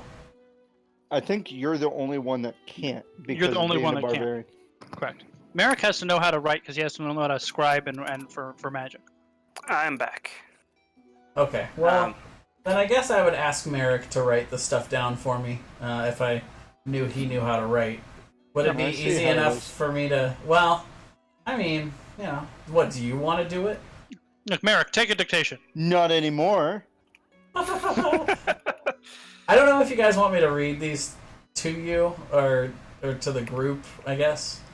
But basically, I'm gonna have 2 letters written, one to Lord Hughes and one to Brom, who is the leader of the barricade Bandits. brigade is what we're gonna start referring them as. They're really not, but I guess they are bandits. Yeah, no. But basically, just to Brom, inviting him to come back to the shanty town and talk to us about maybe taking up residence in this abandoned place. You know, whether or not they'd be interested, and just to send back a simple like yes or no with the messenger that I'm gonna send. And so then when we get back, we'll know if they're interested, and if they are interested to come back. There are messenger services, but I'm curious, how are you going to tell this messenger to find these people? I mean, I'm just going to tell them where we last saw them, Just try to get yourself robbed. Well, they won't, he won't be robbed if he's got a message from me. Like, I'm not overly concerned with that. All right. And I'll explain that to the messenger, and then one to Lord Hughes, which I will go and leave with him. Just basically asking whether or not he would be interested in supporting an endeavor to try and better the city. So, what I'm thinking is we start this enterprise here of what is basically a mercenary group that we would start calling Tor. As a larger group. And if it changes your plans at all, you probably are going to see Hughes tonight. We're gonna see Turld, but not Hughes. And Hughes. No, he'll be there. He'll be there. Okay. Oh yeah. Yeah, I would still leave the message with him rather than talk to him directly about it. That he one doesn't you can seem just he doesn't seem very personable. So that one you can just drop off at his door, like you know what that is. with his butler. You want to, right? If you want to find a messenger service, it's going to run you 3 gold pieces for them to try to run it out there for you. Okay, sounds good. Okay, well, Crunch gets up early. Merrick takes some half-asleep letters for him. How early is early? Well, early enough to get back so you guys have time to pick up your clothes. I'll wake up at 4. AM? Yes. I mean, I would have woken up 8 hours after I went to bed, which was early. So he was probably up at 6, right around crack of dawn. Yeah. Cool, I wake up at 4. Okay, you're up at 4. I study the sword. Hey, you can't do it for 8 hours. You need to be on the road before 12, and you need to You go said pick up your... at 12. No, I said before 12, explicitly, multiple times. Plus, you He need to wakes pick up up your at clothes. 3:30. So at 3 o'clock. So I hear 2:30. 2:30.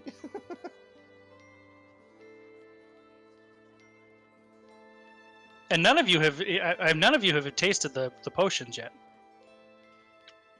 That's I'm true. going to tell you what they are because you should have tasted them by now.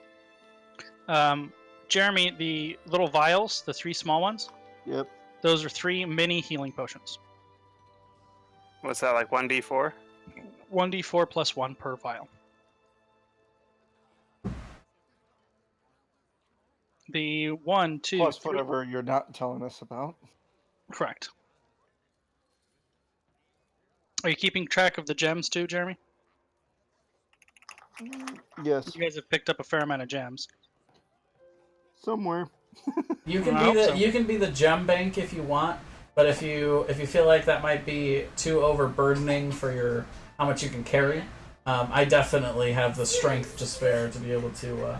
Well, and there will get to be a point, probably sometime here in the near future, where you guys aren't going to be just carrying around your wealth with you. I mean, that's not really realistic.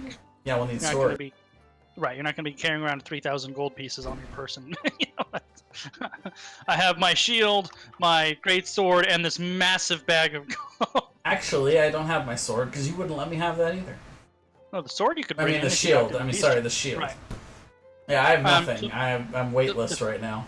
The 3 potions, it's a potion of heroism, a potion of heroism, a potion of diminution.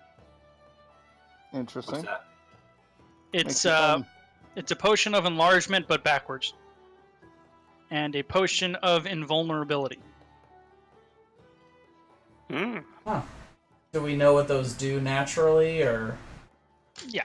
They're Those were some fun rolls for you, Brian. Yes, they were. Remind me, because it's remind me, and I'll let you guys know. I'm not Yeah, gonna- if we want to go use them or whatever. Alright. Okay. But they're they do pretty much what they sound like they would do. So there is one more thing I want. Well, I guess there's 2 people I want to go see if I can find in the shanty town in the morning before we leave. That's a pretty tall order, but go ahead. Yeah. Well, I know where one of them live, which is Cone Ruse near Otto's company. Okay. How close are you cutting it, by the way?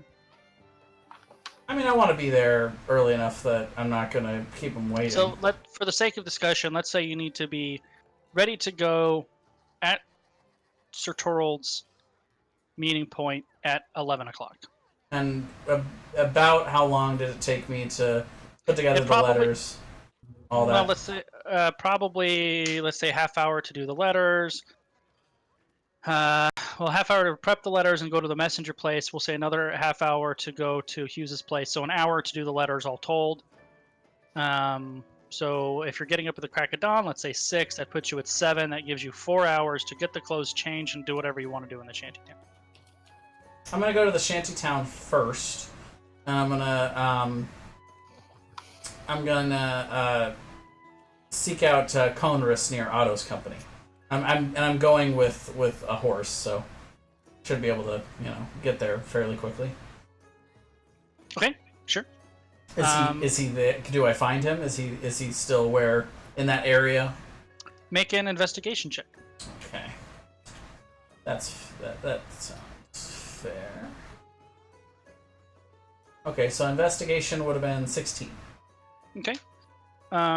You don't see him there, but you do ask around a little bit, and one of the nearby peoples said he took a turn for the worse, and the last they saw him, he was at the Ilmater compound. Also worth noting that that small building you guys were looking at, the one that said Otto's company, where you met this guy, there's 2 people standing out front talking. Oh. Unlike last time where it was kind of shut up and nothing really going on. Okay. So if I couldn't find Conris, then the other person, if he's taking a turn for the worse, he's not. Well, that's Conris, the old guy at Otto's company, the random guy you talked to. Yeah. Yeah, he's the one that they said was sick, and the last they saw him was at Ilmater's compound. Okay. I mean, if I couldn't easily find him, then I would have seen if I could find Harold, who was the leader of the refugee caravan. Okay, make an investigation check. And I probably would have spent only up to the amount of time I had left to be able to get back there by about Nobody seems to know 11. who you're. You don't have a whole lot of time to look around, obviously, and it's a large area. So you basically don't get any. You're getting a lot of who. I don't know who that is. Kind of responses. Nobody seems to know. But you also didn't spend a whole lot of time with it either. So it's a very incomplete investigation. Okay. So then I'll just go ahead and go back and get to the tailor and do all that and try and get there on time. Okay. Anybody else trying to do anything particular this morning other than grab your clothes, make sure you don't smell funny, and get to the meeting place? Well, Yeah, I was trying I'm- to, but somebody was being mean. I'm gonna get smacked. It's not my fault you don't want to use a clock. I didn't realize it had to be 8 hours uninterrupted. You changed the rules. Oh, What did you say, Andrew? You were going to. I was just getting cleaned up. All right, so unless you guys tell me otherwise, you get your clothes. I think you paid half, right? Yes. So the balance would have been, I think it was 18 gold pieces per. Is what I said, right? And then I was less. Yeah, you were. We'll say 10. So if you guys didn't mark that off last time, mark it off. I was gonna say, didn't we pay that already? Yeah, I think you paid I half. did mark it off. Did you mark that off? Okay, so make sure you marked it off. Now you guys all have your attire. You could the only weapons you should be carrying on you are accoutrements, swords. So bear that in mind. So if I is it since I'm a small person, does my dagger? Can I make my dagger look like a sword? You could try to leave that on your person with the string. You did get one. Yeah. But I mean, gnomes are also large enough to wield short swords. It's not like it's too big for you. So it would definitely be a little odd. Mm-hmm. Don't have time to get a short sword though, so at this point I wouldn't think. So I'll go ahead and just leave it all behind. Okay. So Amen, you have both swords stringed up. Yep. Crench, you have your two-handed sword strung up. Yep. Lucius, you are unarmed. Yep, I am.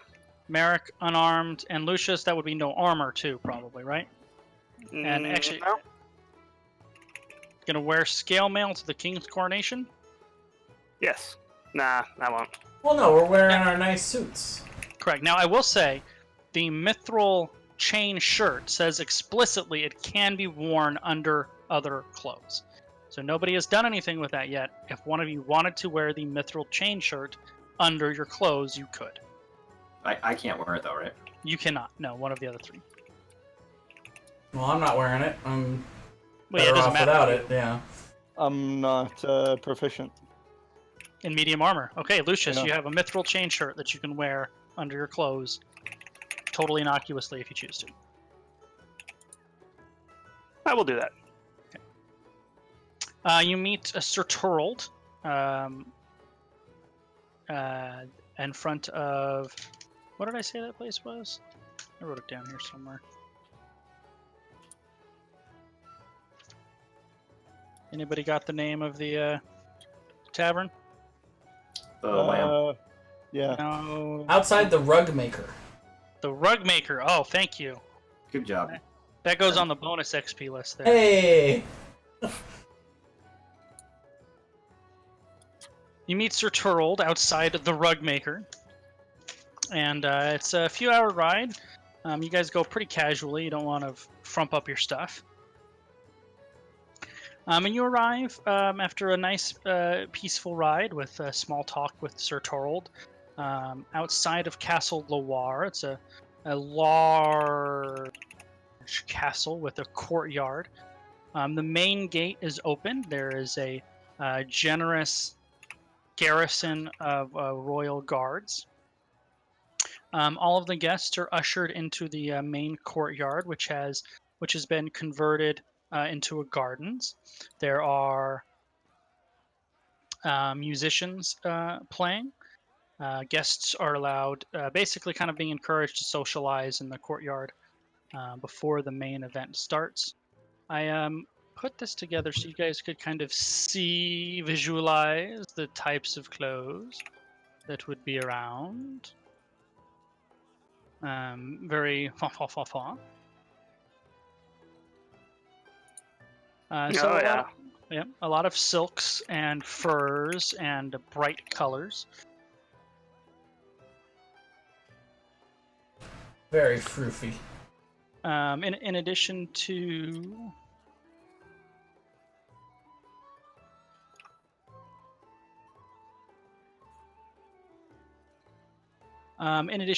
the musicians, which are playing, harps and very kind of elevator music-y string instruments, Merrick, make a nature check. Nature check. All right. Make a nature check. 1 second. Skills. Nature. Oh. Boom. Nailed it. In the gardens, you see a number of flowers in bloom that are not in season, and some of which aren't native. Clearly, a lot of effort was brought into bringing them here, or there are some other means of bringing them here that were not natural. Also, while the wine is being passed out, there is a juggler making his way through to entertain the guests, and a trickster who does like sleight of hand tricks and like fortune telling, that kind of stuff. Just a couple of entertainers kind of scattered throughout the guests. And you guys kind of arrive maybe midway through. There's still people trickling in.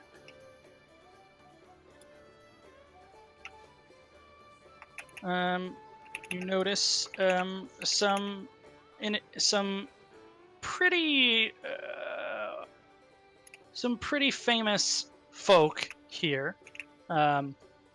Which one of you would know this? Well, it doesn't matter. You guys recognize Letholdus Cartwright, the most famous bard in all of Menande, known for his musical acumen and his storytelling.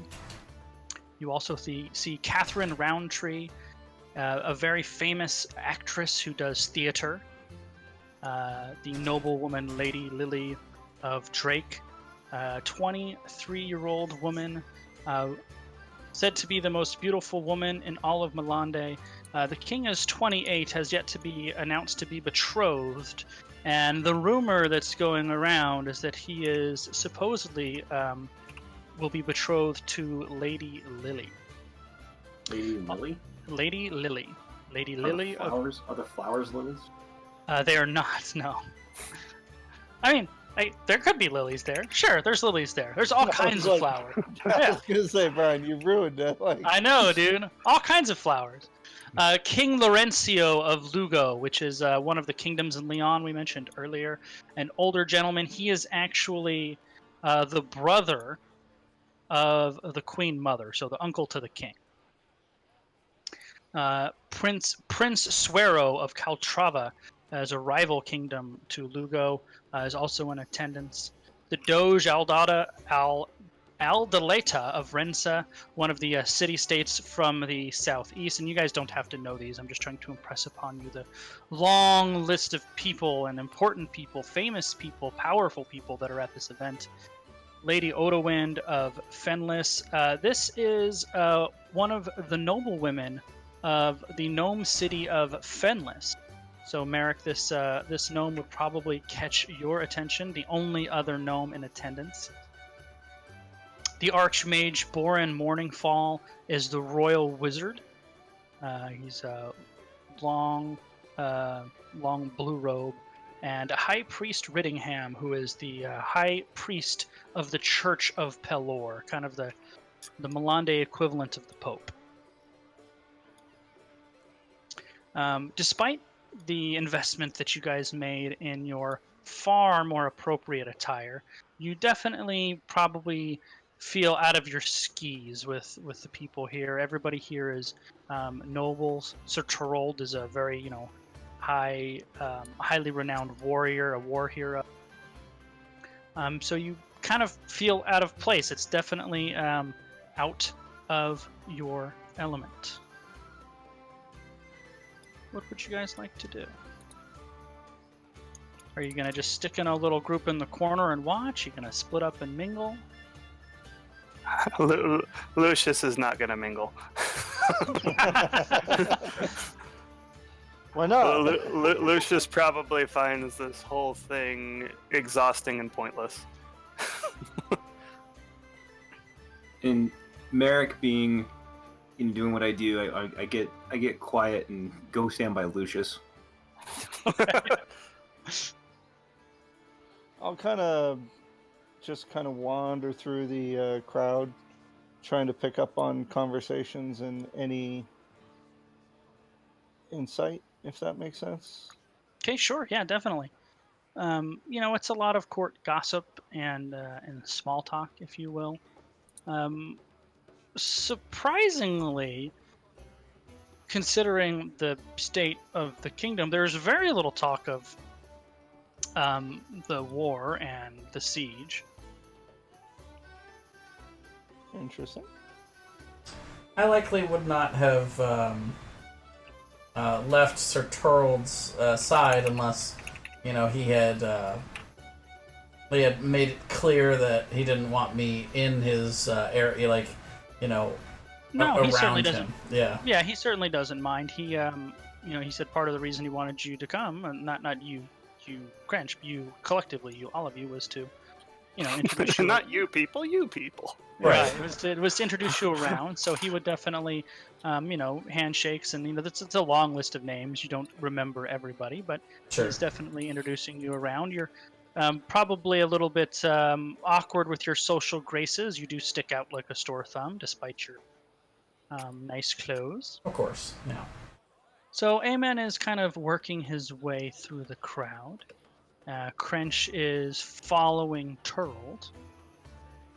And as you're kind of standing off to the side, maybe sipping a glass of wine and being bored, Lucius, a man, walks up to you that you recognize. It's your brother Dane. He walks up to you and he says, I'm surprised to see you here. You guys haven't had a great relationship, but you're not unfriendly either. And since you left, you haven't spoken with him, so you're really not quite sure how he feels about you. And he just said he's surprised to see me there. Yeah, he walked up to you and said, I'm really surprised to see you here. I said, me too. He said, Mother and Father are both here. I'm sure Father would love to see you, despite what you did, but I don't know how Mother will react. I thought you should know. Do I overhear this? Nope, you're off wandering around. The only I person that overhear hears this, us, behind there. the only person that hears us is Merrick. Merrick. Bullshit. And Merrick, I just look at him quietly. I don't say anything. There's no reaction. I just kind of am standing there, soaking it in. A mannequin. Yes. American. Wait, no. Nice. I'll say, feel free to send him by. I'll be here. He kind of nods and he says, Eloise was really humiliated when you left. She was really hurt too. I think she thought you would at least say goodbye. You want me to say anything to her? Eloise was a childhood friend of yours, and right before you left, it was a betrothal that your mother set up.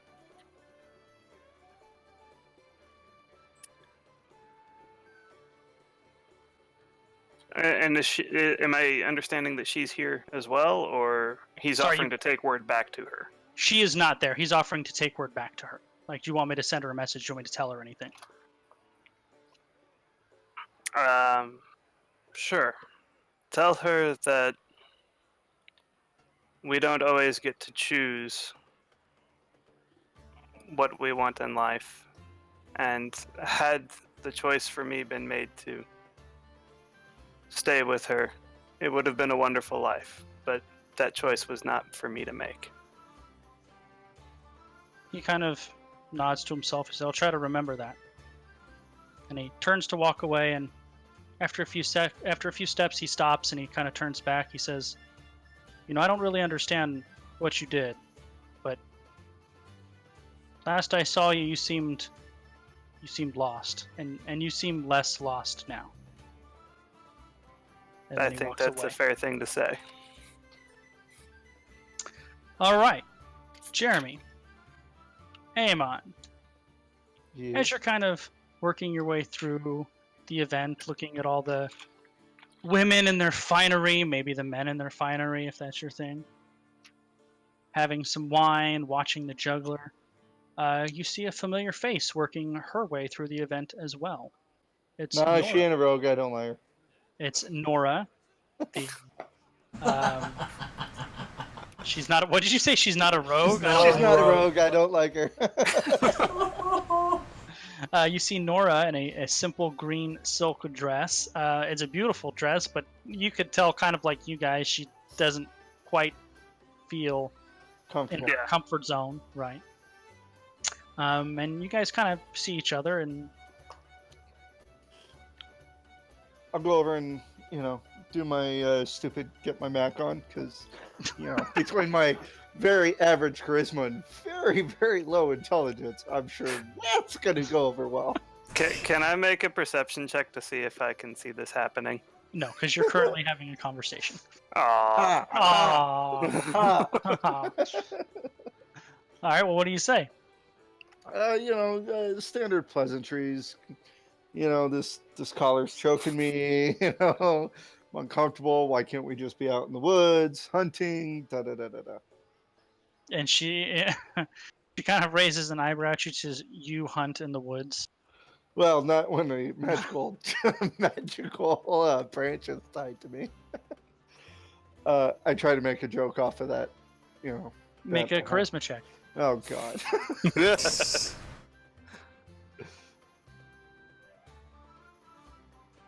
Well, that's saving. Well, yeah, that would be the same thing. It's just because I have no proficiency, Right. nothing. So She kind of smirks to herself and she says, "Yeah, I'm glad you managed to figure that out. How did you guys get in here anyway?" Hughes. Turl. Thank you. I keep confusing their names, and it's driving me insane. Sir Turld invited us. It works great for your character's intelligence. It really does. What's he trying to say, Willis? Okay. She said she kind of threw the conversation with her that she went up to Joffrey's keep with Joffrey and those guys when they ran up there to see if his keep was safe. And she was originally in Terra like you, so when she went back up there, she didn't have anything to do. She didn't have a job or nowhere to go. Yep. So while she was in town or near Joffrey's keep, she heard that there were plenty of companies looking for skilled persons in Hastow. So she came down and she hooked on with a guy named Otto, and she's working for him. What company? It's called Otto's company. Oh, okay. It's the abandoned place we passed.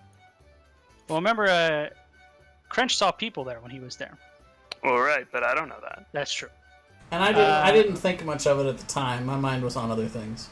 Yeah. Oh, I'll actually mention that. Oh, I saw it, but I thought it was abandoned. She says, "Oh no, it's not abandoned. We work out of there. There was probably just nobody there at the time." Huh. Have She you been points- doing anything in particular? She says, "No, I've only been there a short while." She goes, I have no idea how Otto got." She goes, kind of holds her hands up. If you look around, there's not a whole lot of people in our line of work that are here. So I don't know how he got in here. Mm-hmm. And she kind of points him out.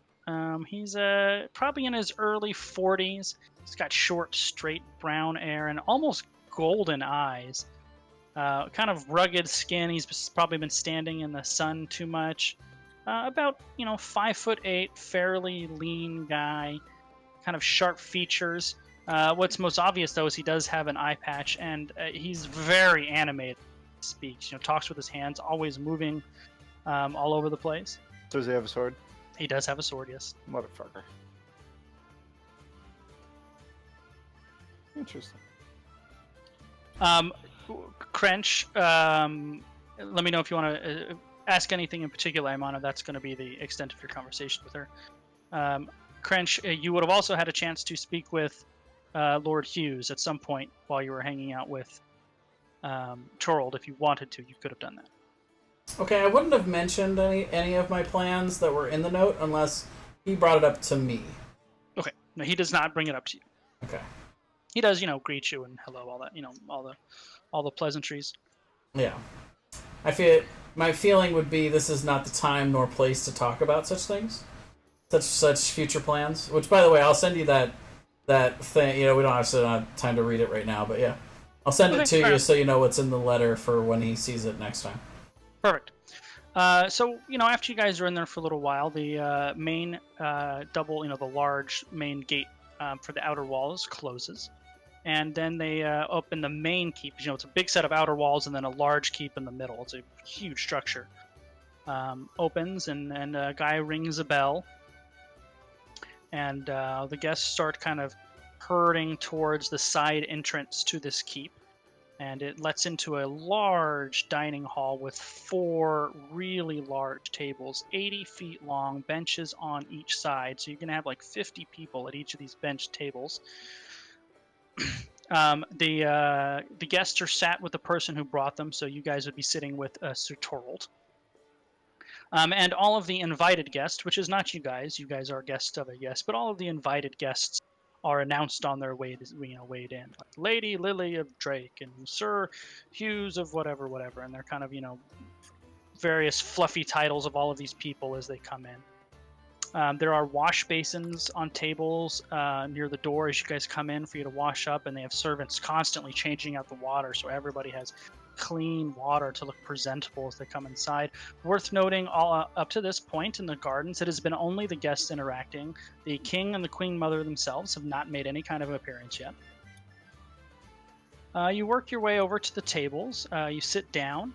On the tables, all of the tables have a variety of freshly baked bread sitting in baskets all over the tables. There's also these large containers of something none of you have ever heard before. It's a honey butter. It's a mixture of honey and butter that's really good. Wine flows endlessly. You can get it as much as you would like. In addition to the 4 tables, large tables where the guests are, on a raised platform at one end, there is a smaller table with 7 settings that you would assume would be the king's table, although he's not there yet.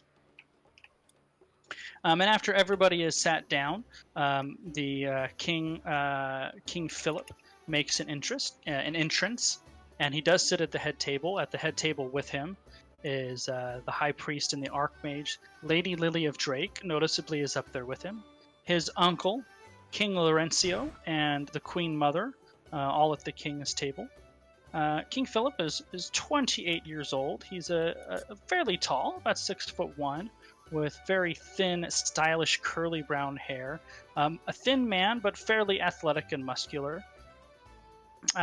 From what you can tell, he is very animated. He's smiling all the time. Seems like a very charming man.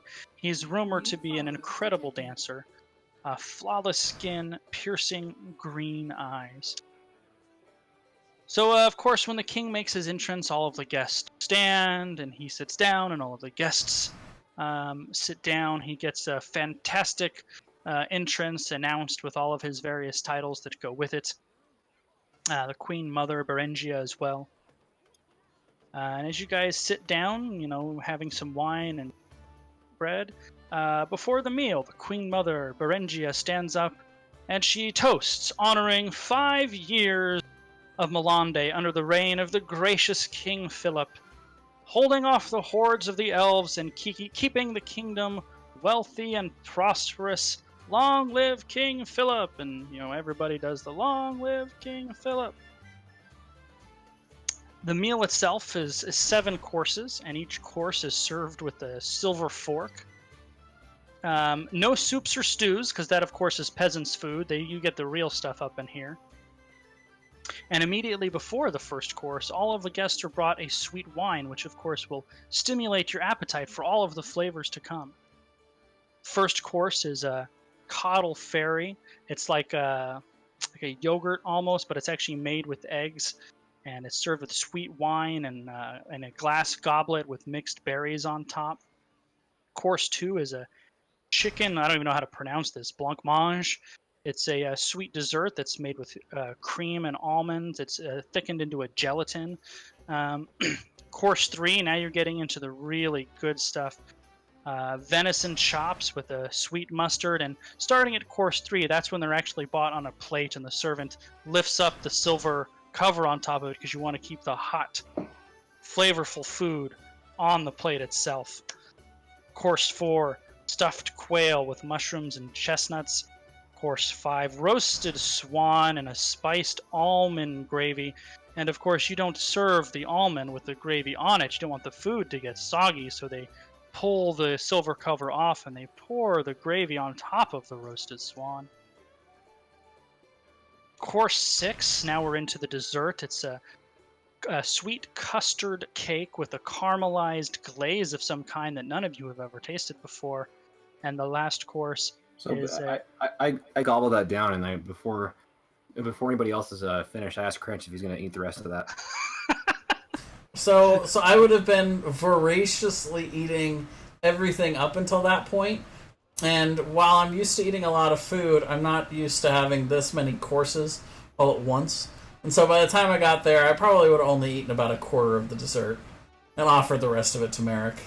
I offer almost all of mine to Merrick. All right. Merrick is gorging himself on sweet custard cake. But I might have taken a little bit of his leftovers of whatever he wasn't eating before then. So I mean, it's a fair trade, right? I mean, I'm really getting stuffed at this point. This where the adventures at the end of the table following lunchroom rules. By the way, because we would be. Did I see any other half orcs at this anywhere? Negative. Okay. Well, okay. There is. You and I stick out like sore thumbs. Well, there's one other gnome that I mentioned. There are no other half orcs, and everybody else there that you notice is human.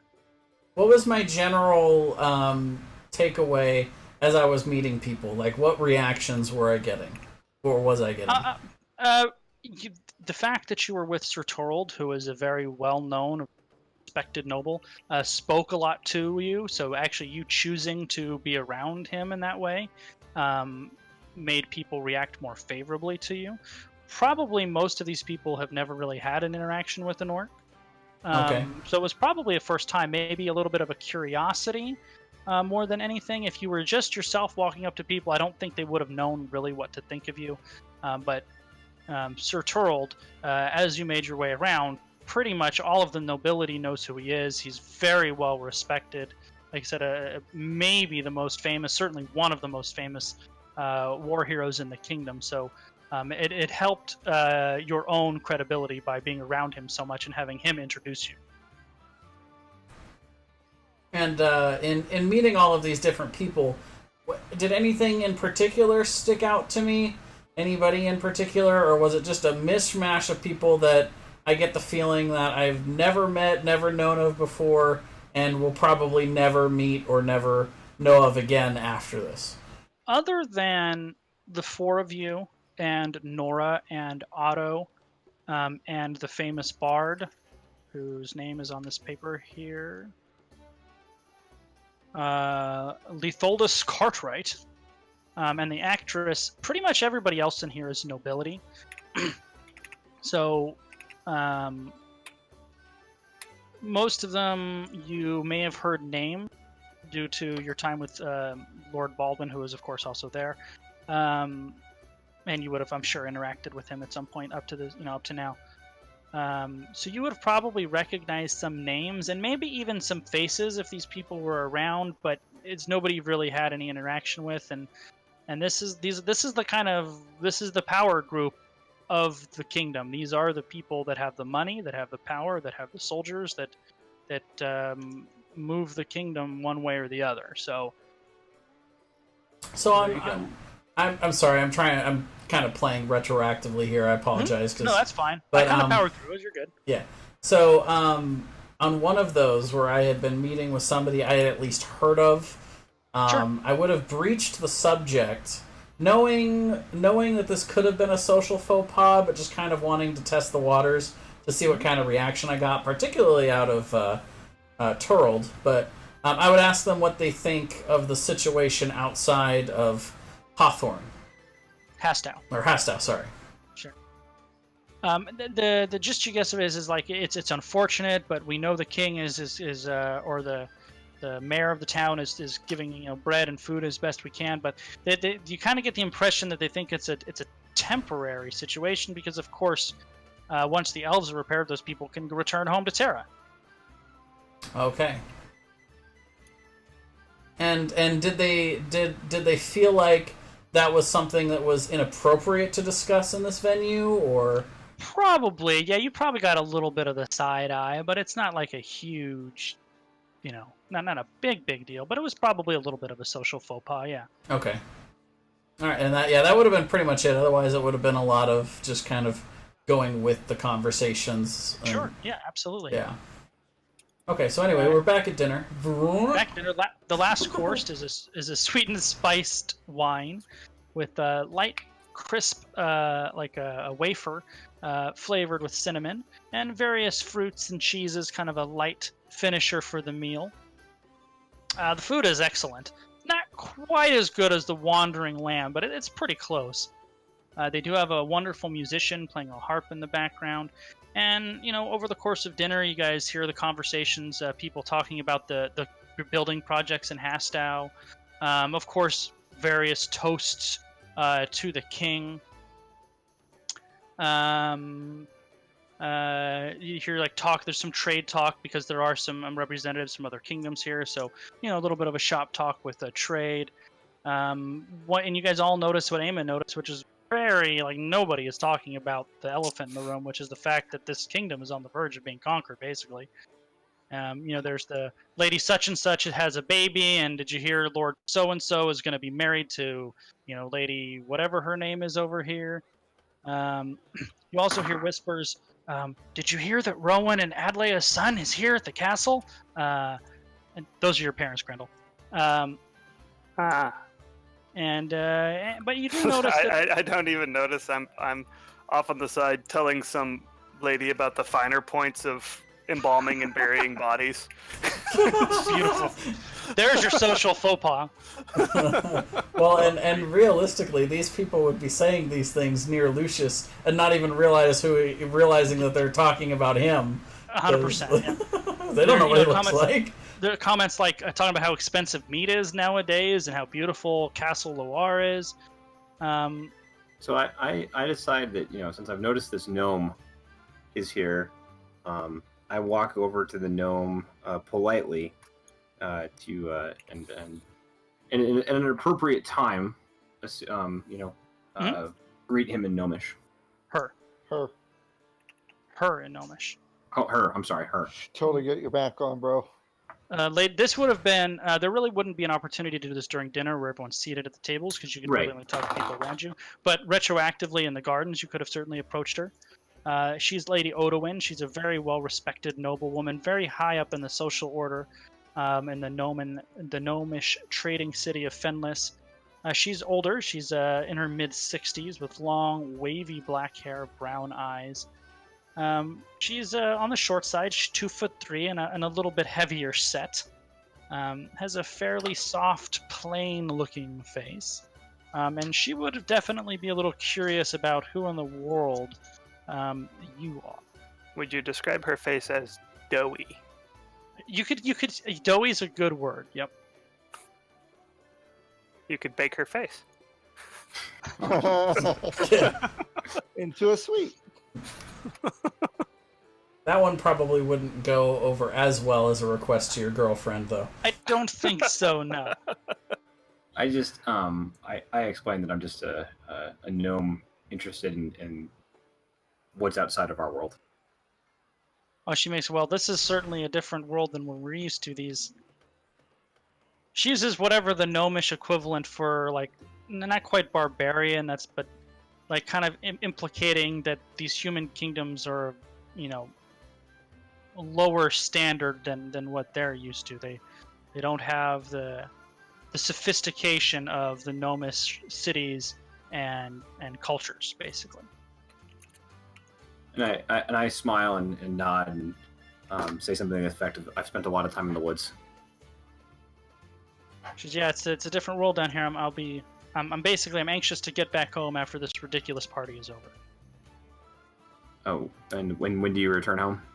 As soon as I can, tomorrow. And home is a little ways off. She's actually going to have to ride north, probably, you would guess, through the Elven territories. They're not really going to bother her, but she's going to have to kind of cross over the river and go north through the Elven territories to get to the city she lives in.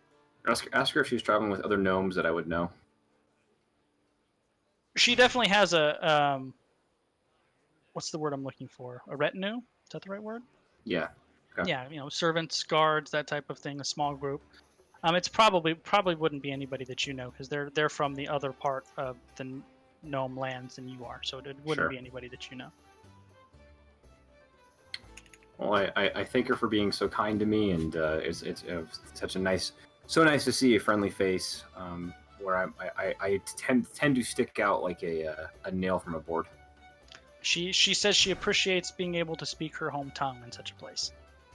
Absolutely, and I bow deeply and go about the party. So about halfway through dinner, you guys see a little side door open, and a servant of some sort kind of shuffles very quickly, running up to the royal table. Oh, God damn it. He hands a note to the Queen Mother, who quickly reads it, and then she passes it to her son. And he stands up and kind of slams his fist on the table and kind of a victorious whoop, and he gets his glass and ting ting ting, and he says, I have a toast to make. We just really received news that my brother Prince Raoul repulsed another assault on Terra, and the Elven Lord Commander Arlen was slain in the battle. 3 cheers for Prince Raoul! And the whole place gets up in uproarious celebration, people slapping their hands and clapping their hands, and he says, and while we're here, let's give 3 cheers for 2 heroes who are returning from defending our kingdom, Lord Hughes and Sir Torald. And everybody gives them a rousing cheer and a slap on the back, and everybody goes back to their dinner. So was that outburst of joy, where does that scale compared to when there was the same kind of hurrah for the king's 5 years of being in charge? Oh, significant. This was the biggest hurrah of the far and away. That's wonderful news. Because the opposite of it is, if the assault wouldn't have been repulsed, that means the war's basically over, right? It's a done deal. So that was a huge hurrah. And towards the end of dinner, Queen Berengia announces the engagement of King Philip and Lady Lily of Drake, and everybody gives their soft applause. Long live the king, etc., etc. And then the king and the queen mother get up. Everybody else gets up, and they exit to the next room from dinner. The side doors now open, and the guests have the opportunity to clean themselves one more time with fresh water, constantly changed by servants. And you make your way out of the dining hall into the Great Hall, the largest room in the keep. It's approximately 200 feet by 300 feet, with the large, not domed ceiling, but the kind of cathedral-style ceiling. And you guys are coming in from the side door where the dining hall adjoins, but the front door has a long red carpet that leads up to the royal platform, where there's 3 chairs, one for the king. 2 chairs, one for the king and one for the queen mother. There's 3 large braziers on each side of the red carpet where the fire goes to keep the room well lit. So this time the king and the queen mother are waiting for the guests as they make their way into the room. You'll all be shown the great room, and about half get on one side of the red carpet and the other half on the other. There's 4 steps up to the raised platform. There's, of course, royal guard around the edge of the room. And at the front of the Great Hall, directly opposite the royal platform, are 2 massive oak iron-banded doors, 15 feet tall, 6 feet wide each. Huge, huge doors. And now it is announced that the king will receive his guests from the various dignitaries and nobility and everyone else who opted to send him gifts. So from the King of Benin, and nobody ever knows who the King of Benin is, some art, statues, paintings, and now he just begins an endless parade of gifts. Some of them are simple treasure, money, statues, paintings. One certainly exotic gift is an elephant is led into the room. The king was bestowed the gift of an elephant, bejeweled arms and armors sent from distant dwarven keeps, a fine portrait painting of Philip in his resplendent armor, and the irony, of course, is he never actually puts on his armor, from his uncle, gilded golden box of the illustrious history of his family's rule over Malande, gilded in gold, from one of the city-states, boxes of jewels, exotic spices that can only be found far from the kingdom. One of the city-states also sends a portrait of a warship, and then they tell him that exact warship is actually the gift itself. The painting is just to show what it is, and that it's at the port to the south, waiting for him to take possession of it. The gift from his mother, the Queen Mother Berengia, is Letholdus Cartwright steps forward, and a servant brings him a beautiful mahogany lute, and he sings and tells the story of Philip's grandfather, Philip I, telling stories of his bravery and the ultimate tragedy of the Great Betrayal. His performance is so moving that many of the people are moved to tears. From the far southern Leon kingdom of Mainstra, a troop of fire breathers and jugglers perform. You get the ooh, wow. And then performance is the main door opens, and 3 humans step out. The one in front, very muscular, dark-skinned man who's bald. He's got a kind of a bright blue vest with no shirt on underneath, and like kind of baggy light blue breeches. There's another larger man standing behind him with a big pot belly who has a drum strapped over his back, a huge drum that he's going to play out in front of him, you would assume. And standing between them is a younger woman, darker skinned as well. And the man in the front, who's clearly the leader, he speaks, "In your majesty, I am Lumbazi. I come from the distant kingdom of Sarim, and I bear a gift." And he gestures towards the woman. He says, "This is my companion Amal. She is a master misdancer, and her performance, my liege, will be like nothing you have ever seen. With your permission." And the king, a notorious womanizer, can't keep his eyes off this woman. She's wearing loose-fitting garments as well, various matching blue to the other 2 men. Blue top, almost translucent material. It's very revealing, and she's a beautiful woman. And she has a veil over her face, so you can only see a pair of dark purple eyes with these really long eyelashes.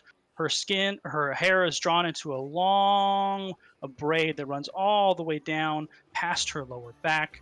And then she carries on her shoulders a long red streamer made of the same material, so it's nearly see-through. And that streamer is really long, probably something like 10, 12 feet. And with your permission, Lumbazi says, and the king, staring at this woman, kind of slowly nods. He seems absolutely hypnotized.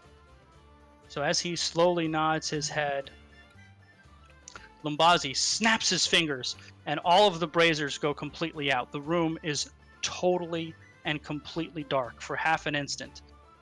And then Lumbazi appears again, this time behind the Mist Dancer Amal, and he's carrying a globe, maybe the size of a bowling ball, that's glowing a kind of pale blue light to light the room. What did I see? What did I see while that was going on in the dark? Because I have dark vision, and probably the only one in the room that does, or like one of the only like 3. You two do, but it was just like a half a second. It was very fast. He seemed to disappear and reappear, and you can't 100% trust your eyes either, because you went from full light to no light to back to light again. So your eyes would have taken a half a second to adjust. Okay. He like instantly disappeared. Did it seem like a supernatural thing? Maybe. Certainly could have been. Absolutely. I'm gonna cast Detect Magic. Okay. Do I detect magic? Yeah. Well, the orb he's carrying is magical. Okay. And what was like the spell that he cast? Did that seem to be magical, or was it a spell? Or it was certainly a spell-like ability of some sort. Could have been a spell. Okay. I said it happened pretty fast. Okay. So the orb he's got on is magical. Okay. Yeah, it's an orb of light. He's holding it, and it's lighting up the room, and it's kind of soft blue light. Okay. And that stays on for a little while. I think it's 10 minutes. 10 minutes, yeah. I'm gonna keep watching and see if anything else goes. Oh, that was for sure magic. Fancy. And the way is his orb the only magical thing in the room that I see? Well, some of the high-level nobles would probably have magical weapons and right. stuff. Okay. Yeah. So you're probably seeing a little bit of that. Maybe a ring here, kind of a deal. Okay. But nothing really jumps out at you. So just a question to clarify about the issue with magic. It's okay to have magical weapons, like that's not a faux pas, but the usage of magic is faux pas. Correct. It's not so much that it's using it in like an unlicensed manner is against the law. Like healing is fine, highly regulated, but using it in a destructive manner would be bad. Yeah. Using it, the church using it is allowed, and wizards who are in the employ of the church or the royalty would be okay. But they don't want people running around being just wizards out there doing their things. That's a big no-no. Okay. Yeah. So he's kind of standing behind her, so she's kind of backlit, so it kind of gives her a little bit of like a strobe lighty effect behind her, And because the light is so soft, people kind of look almost spectre-ish, It's a very soft light. The lighting isn't great in there now. They're all ghosts. I knew it. Yep, exactly right. And at this, everyone seems to have forgotten about the drummer because this all kind of, and all of a sudden he starts playing quickly. And as soon as he starts playing that drum, the dancer begins to dance. She leaps and swirls, and the light kind of seems to dance with her body. Her hips move suggestively, and the streamer twirls around her body, leaving these kind of long red shadows in her wake as the light passes through this like semi-translucent material. Her movements are graceful and with purpose, and it's unlike anything any of you have ever seen. She's in constant motion, but she never really moves from where she stands. It's almost hypnotic. It's really hard to take your eyes off of her.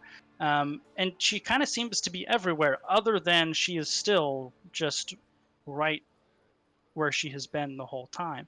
The dance goes on for a few minutes. Everybody seems enthralled, and with a flourish, she stops. The globe goes out, and the drumming stops. You guys hear kind of footsteps as the servants work their way back, and they relight the braziers. And you kind of have to let your eyes adjust. Everyone kind of feels almost like if you woke up from a trance. And everyone applauds. Oh, yay, oh, yes. And then you hear a loud scream pierce through the crowd. You glance over, and it's Lady Lily is screaming, and she's pointing. And sitting on his throne is the king, his head down, his slumped over, with copious amounts of blood poured down his chest. What? This His is bullshit. skin is pale. I instinctually look and make sure that the people I know around me are still there. Where is Haman? Now that's Jason's reason for doing that, but Crinch's would have been genuine, like, are all of us okay? Do I see are the four of us still there? Yeah, okay. everybody's Everybody's still there. there. The room looks pretty much like it was before the lights went off, other than the king seems pretty dead. And there's, I'm sure, just like a huge panic now. Just what? Well, Terrorists are everyone's getting stunned. over. Like nobody quite knows what to do. Lily is screaming and pointing. The Queen Mother stands up immediately and she points at the performers and she shouts, "Arrest them!" And the royal guards swarm the three performers, pin them down, and the crowd, stunned and confused. The Queen, fairly calm, but there are tears running down her face, and she immediately screams for the High Priest Riddingham, who, he's an older man, probably in his 80s, kind of shambles over there. And you see the Queen Mother and the priest talking for a few moments as the royal guards drag the three performers out of the room. So because of the weird light adjustment, even with my dark vision, I wouldn't have seen anything happen to him up there. Nothing Wouldn't have seen any hint of. Okay. Well. It's like night vision when the lights come on. You're like, ah, shit. Sure. Like I don't think it actually. I get the idea that if you like have dark vision, but then you like turn and look into a light, it ruins your dark vision. Like I get that. I don't think that's how it actually works. It ruins it for a certain amount of time. Kind of like, when you walk outside and you get that first like gleam of light after you've been inside for a while. Like it's hard. Yeah, you're not very perceptive in those moments. Though I wish I had a perception check for it, but no, I get it. If there's nothing to see, there's nothing to see. So, is my detect magic should still be going? I think is the dagger in the king's chest magical? There's nothing in his chest. He's bled out from his neck. Oh, he's bled out from his neck down to his chest. So his chest garment is soaked with blood. His as throat was slashed, but there's no weapon there. Correct. Gotcha. So we're sitting with Lord Hughes, right?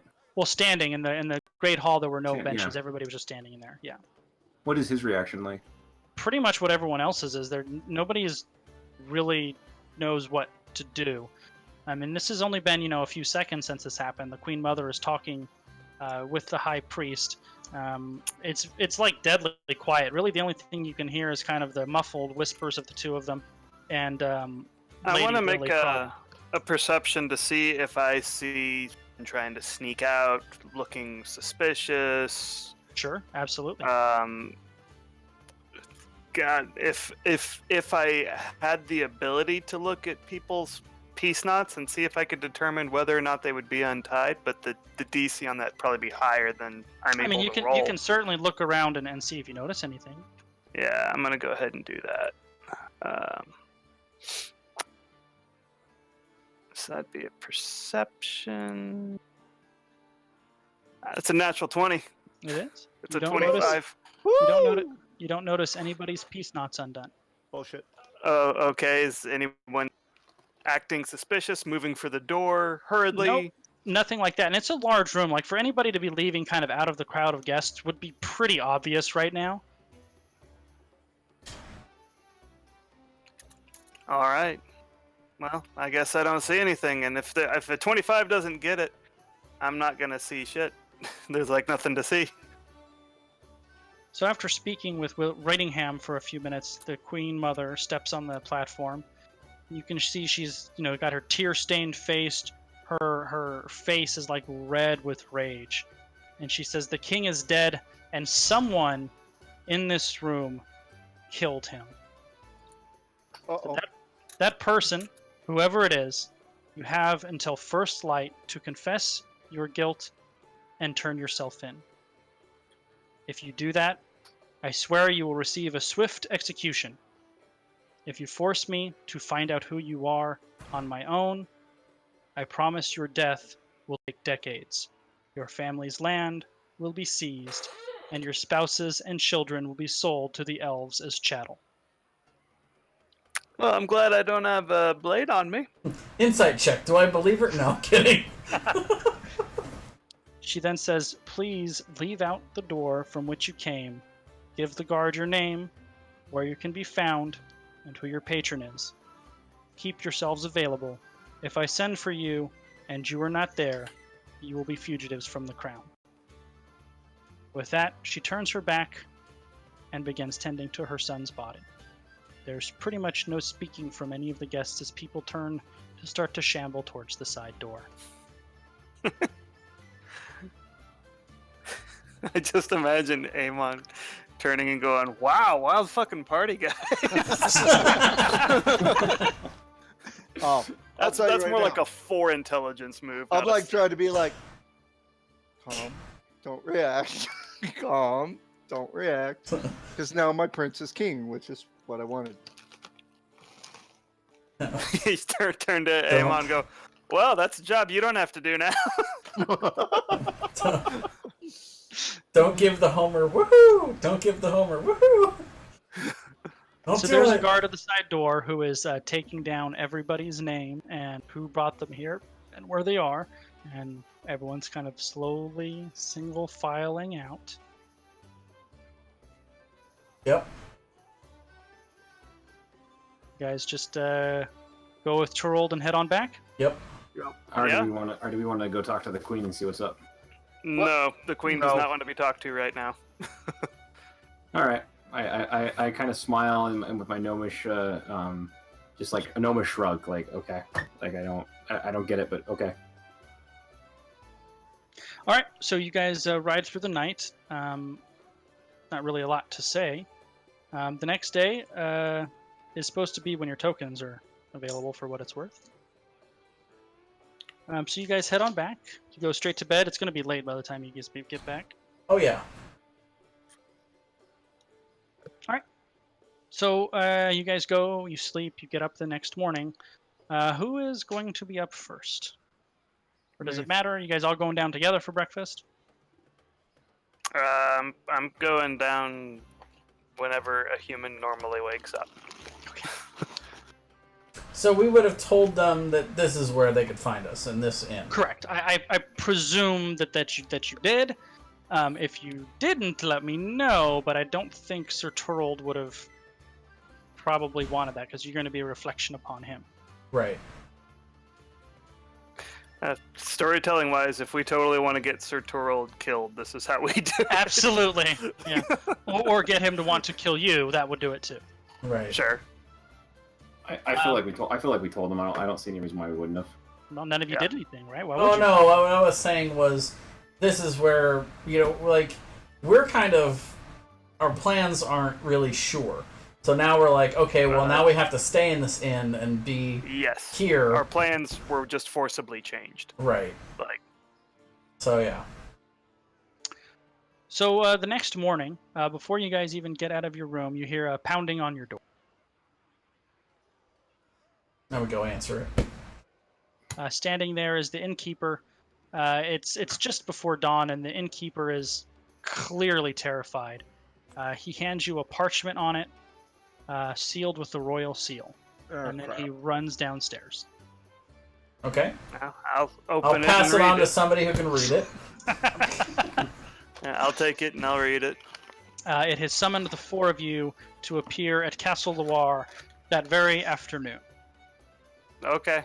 So that gives you guys until late morning to do what you're going to do before you should set off. Is it other than our appearance or other than our attendance? Does it say anything? That's all it says. You are commanded to appear at Castle Loire that afternoon. Okay. So I think we should go try to find. Just send word for Lord Hughes that we've been summoned. Well, not Lord Sir- Hughes, but Sir. I'm sorry, Sir Torold. Torold. So Yeah. Torold. Right. I get so confused because, like, to me, Lord is all. So whenever I look at the notable NPCs list, I'm always like, "What shit?" And I get confused. I apologize. Yeah, so we should go look for Sir Torold. Also, just so to help you guys keep track, today is the day that your tokens are ready. Yep. I was And gonna say we also should is go the pick day- those up. also is the day Merrick's armor is ready for pickup as well. So All right. we should So basically, Well, Merrick, you pick up the armor and then instantly get arrested for having it inside the city walls. you have armor. You have The armor. difference between having it and wearing it. Sorry, couldn't help myself. There's just a long line of guards waiting outside the blacksmith to arrest anybody. Well, all the blacksmiths you said were outside the city, but I don't know, the leatherwork, I don't know. I have trouble keeping it all straight. So why don't Merrick, you go pick up your armor. I can go pick up the coins. Okay. Somebody needs to go talk to Lord. Sir Torald. Sorry, Sir Torald. Was there anything else? I'd like to go see the messenger service that I had Good. sent out, see if they're back. No All way right. we can knock out all 4 things without running out of time. Okay. So Merrick, you pick up your armor easily enough. I think the balance is 25 gold. So you'd have to pay that. Let's see. He paid half of Amen. it last time, so he'd only owe 12. Well, no, the total is 50. That's why the balance is 25. Oh, right. Okay. Amen, you go to the registry of skilled companies. And you pick up, they give you actually 5 tokens. 1 for each of you and a spare, just in case you need to hire a replacement, she says. Okay. That's some scary foreshadowing. That's nice. Yeah, right? I'm dead. Well, I mean, it's a registry where adventurers are Yep. ready. I mean, the turnover Nice. rate's pretty high. Nice recovery, Brian. Well, I mean, it's not untrue. Who is this new person you're going to bring into our game? No. Hold on, I lost my pages here. Wait, didn't Lompico say he wanted to play? He said he used to play. I offered, actually. All right, here we go. So yeah, you pick up your five tokens. They will give you passes into the city, of course, and they will allow you to buy contracts. So the way it works is when you go in there, they have a number of contracts that are there. Each contract is 25 gold. You can flip through them. They don't tell you how much they pay, but they do give you a brief description of what the work should entail. And then when you buy it, when you buy the contract, they tell you who to talk to and what the pay is, theoretically. You can assume it's a lot more than 25. Yeah, well, of course. It's going to be more than 25 gold. And, on your way out, you see a little halfling who gives you a wink as he chats with the other clerk on his way in there. And, Krenz, you checked with the messenger service. They says he has not returned yet. Okay. Tomorrow, not the- perhaps. If I'm tomorrow, still alive. I don't know, we'll see.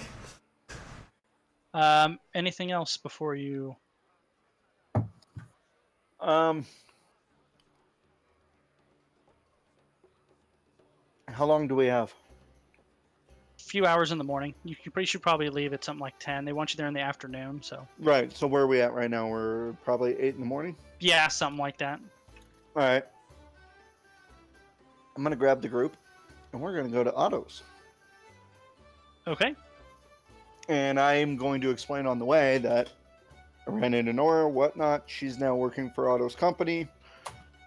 And I kind of want to find out what they were up to during the time of the assassination. All right, fair enough. So, as you're... Well, they were there, right? At the thing. Well, Otto and Nora were there. Right, and with my 25 perception, could I tell you, like, hey, they were doing this right after it happened? Yeah, they were standing in the group of people just like everybody Yeah, else just was. going, oh shit, just like everyone else. Pretty much. Okay. Alright, never mind. So, I mean, how it's far not bad. were we where were we in the group, like position wise? Were we like way the hell in the back, like as far away? I was along one of the walls. You were next to Torald. So let me bring. We were this kind of up. scattered a bit. Let's do a little drawing.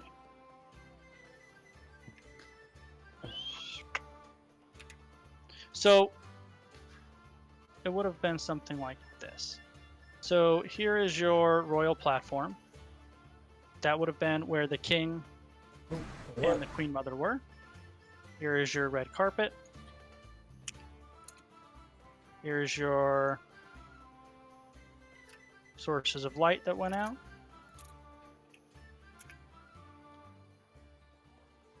Here's your front door, or the double doors at the front of the Great Hall where all the gifts came in. And then the guests, of which there were approximately 200, would have been kind of scattered throughout here. Okay. So nobody was particularly close to the king's platform. And then around the edges would have been some royal guard, you know. So no one was close to his platform, and that's where he was when he died?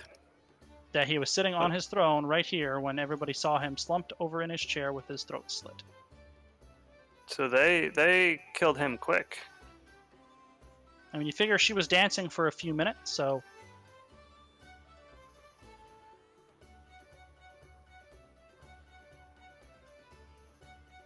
Okay.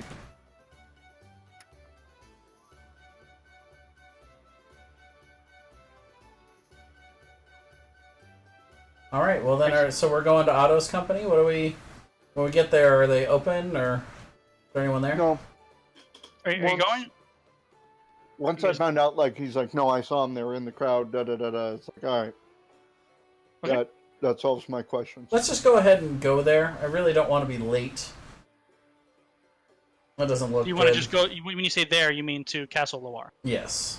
What time is it? You know, late. You know, something. I think you guys. I said 8 o'clock when he said you wanted to go see Nora. So if you guys aren't going to Otto's company, then it's still 8 o'clock. But they said early afternoon, dude. That's like 5 hours. So Yeah, I look at you this guys- decision and say, guys, we need donuts. You know, I guess if that was gonna be my last food, that wouldn't be a bad one. So let's go get donuts for breakfast, and then we'll. I'm still of the opinion that getting there early is not a bad thing. All right. Sure. Especially But, I mean, with we got 5 hours. especially with the chance of maybe But being it is delayed about on the It is road. about a 4-hour ride, so it's like a half a day's ride out there. Oh, is it? Okay. It's about a half a day's So ride. We've got we'll get got donuts 5 and we'll minutes go- to get donuts, but then we're And we're going to bring some sweet cakes along, too. All right. Is So that what Carl- we're calling America now? Carly seems happy to see you, and it kind of steps back a little with the orc that comes in there. But I've been in there she's still before. she's still very friendly. I know, but you're intimidating, dude. All You're a right, big guy. fine. I am proficient in intimidation. I get I it. inquire about her mother. She said she's still ill, but she's doing her thing. She's hanging in there. And I ask her if she's heard the terrible news. And she said no. I mean, keep in mind, it's probably been, I don't know, 8 hours since that happened. Okay. So it's not spreading. So I said No. No, Okay. definitely. So I just kind of say, oh, I was just wondering if you'd heard any news or any new happenings. She said no. So, okay, well we get our donuts, and I say that I said sadly we have to run off today, but I'll be assuming that I'm back tomorrow, that I would be happy to well, in fact, we're here. Let's go see her mother. I ask her if she's okay with me seeing her mother. Well, she goes, I would rather go, show you up there, when I'm not working. Okay, and I say sorry to pressure, and we're on our way. All right. So you guys, anything else? Or are we heading off? Nope. I'm ready to head off. All right, off we go. Guys, spend a few hours riding to Castle Loire. You arrive, present the summons to the guard, who ties your horses up for you. Make sure you only have the appropriate accoutrements and no arms beyond them. Does that mean I can't take my glaive? That means you cannot take your glaive 100%. Yes. Hey guys, well the good news is I've now gotten double the usage out of these fine clothing that I thought I would. So I'll toss him my short sword so he can take something. I don't think we're going to be allowed to take any weapons from No. what I'm gathering. Swords are not Sure. weapons; they're accoutrements. Okay, so As long as they have the peace strings on them, you're allowed to And I will make sure that my peace string is the one that I got from the prince. work. Okay, all right, fair enough. You're just gonna get us in trouble, Amon. Oh, totally. So you're shown in this kind of a side door to the main keep, taken to a second floor room. It's not too large of a room, and the door is open. Oh, sorry, the first floor before you're shown up to the second floor. You guys are asked to they check any weapons that you have on there, and you notice where all the weapons are being checked. There's a few weapons racks, and there are a lot of weapons on the weapon rack on that first floor. Huh. So you are shown up to the second floor where you're open to kind of a waiting room. And in it, there's like 14 other people in there. Clearly, all of them skilled persons, adventurers, including Nora and Otto. Standing room only in there at this point. 2 royal guards are at the other end of the room, opposite from where you enter, standing guard outside of a set of double doors. There's kind of soft conversation between the people in here, but it's clearly very tense. And now you guys Did are in you the do waiting it? room. No, I didn't. Did you? No. How about you? With a whole lot of deception checks going around. No. Everybody stares at each other perceptively. I mean, that's how you would know who the killer is. They're the one person having to use a deception check. Because everyone else is just telling the truth. Alright, so now what? We're kind of in a waiting room with all of these other people. Did I prepare Zone of Truth? Wonder if I did. Is it on your list? No, I did not. I Bummer. prepared Spiritual Weapon, and I prepared Hold Person. Did you change it? No, just that's what I had prepared. That's like what I told Goose at the start of the session. Hey, these are the spells I'm preparing, and we've slept since then. But I also haven't changed what I prepared. Yeah, but I'm seeing on here you have. Never mind. I saw it wrong. All right. Yeah, Hold I- Person, Spiritual Weapon, Bane, Inflict Yep. Wounds, Healing Word, Yep, Detect I Magic. totally was seeing things. Sorry. It's all good.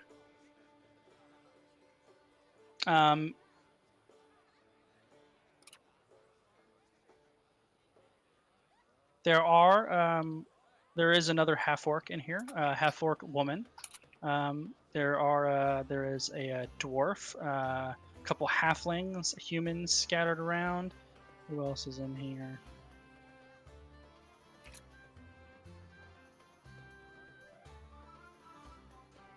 I guess I can turn off the festival music. Yes. It's not really. It's not very really a. Festivus-y. It's not really a party anymore, is it? No. All right. Well, you guys just gonna go stand and wait your turn? Yep, All right. I reckon so. So after a few minutes, the double doors open, and 3 adventurers walk out: a human female paladin, a human female cleric of Tyr.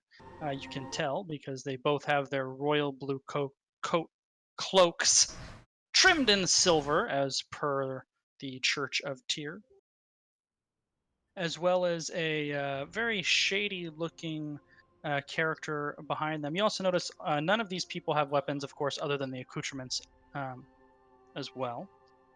And as the group of 3 leaves, they all have very serious, very stoic looks on their faces, and they don't really look at anybody else as they leave out the door that you guys came in.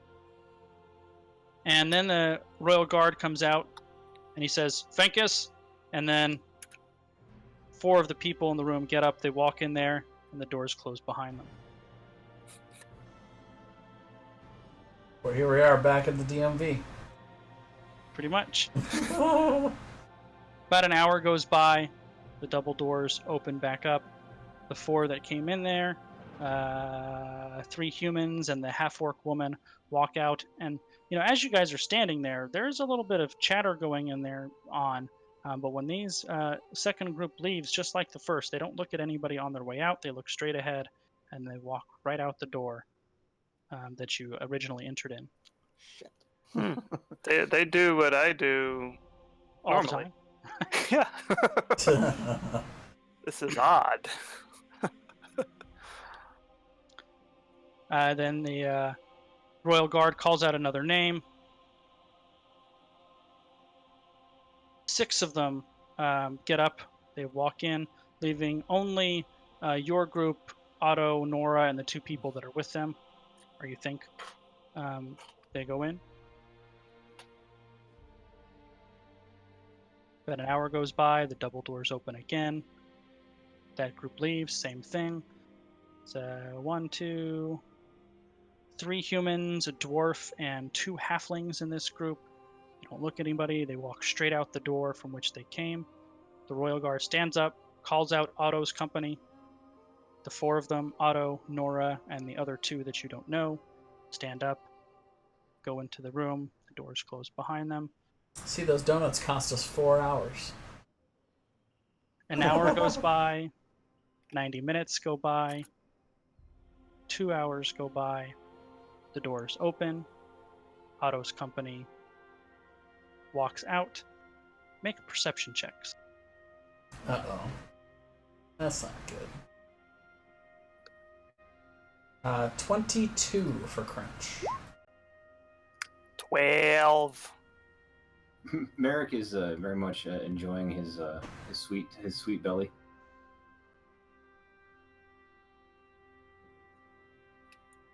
So what do I notice, Goose? I'm telling you in uno momento. Okay. Jeremy crashed. Did Jeremy crash? Yeah. Can you guys hear me? Oh yeah, there you are. Yeah, sorry. Like right when you said that the doors open, it went and like just. Okay, make a perception check then.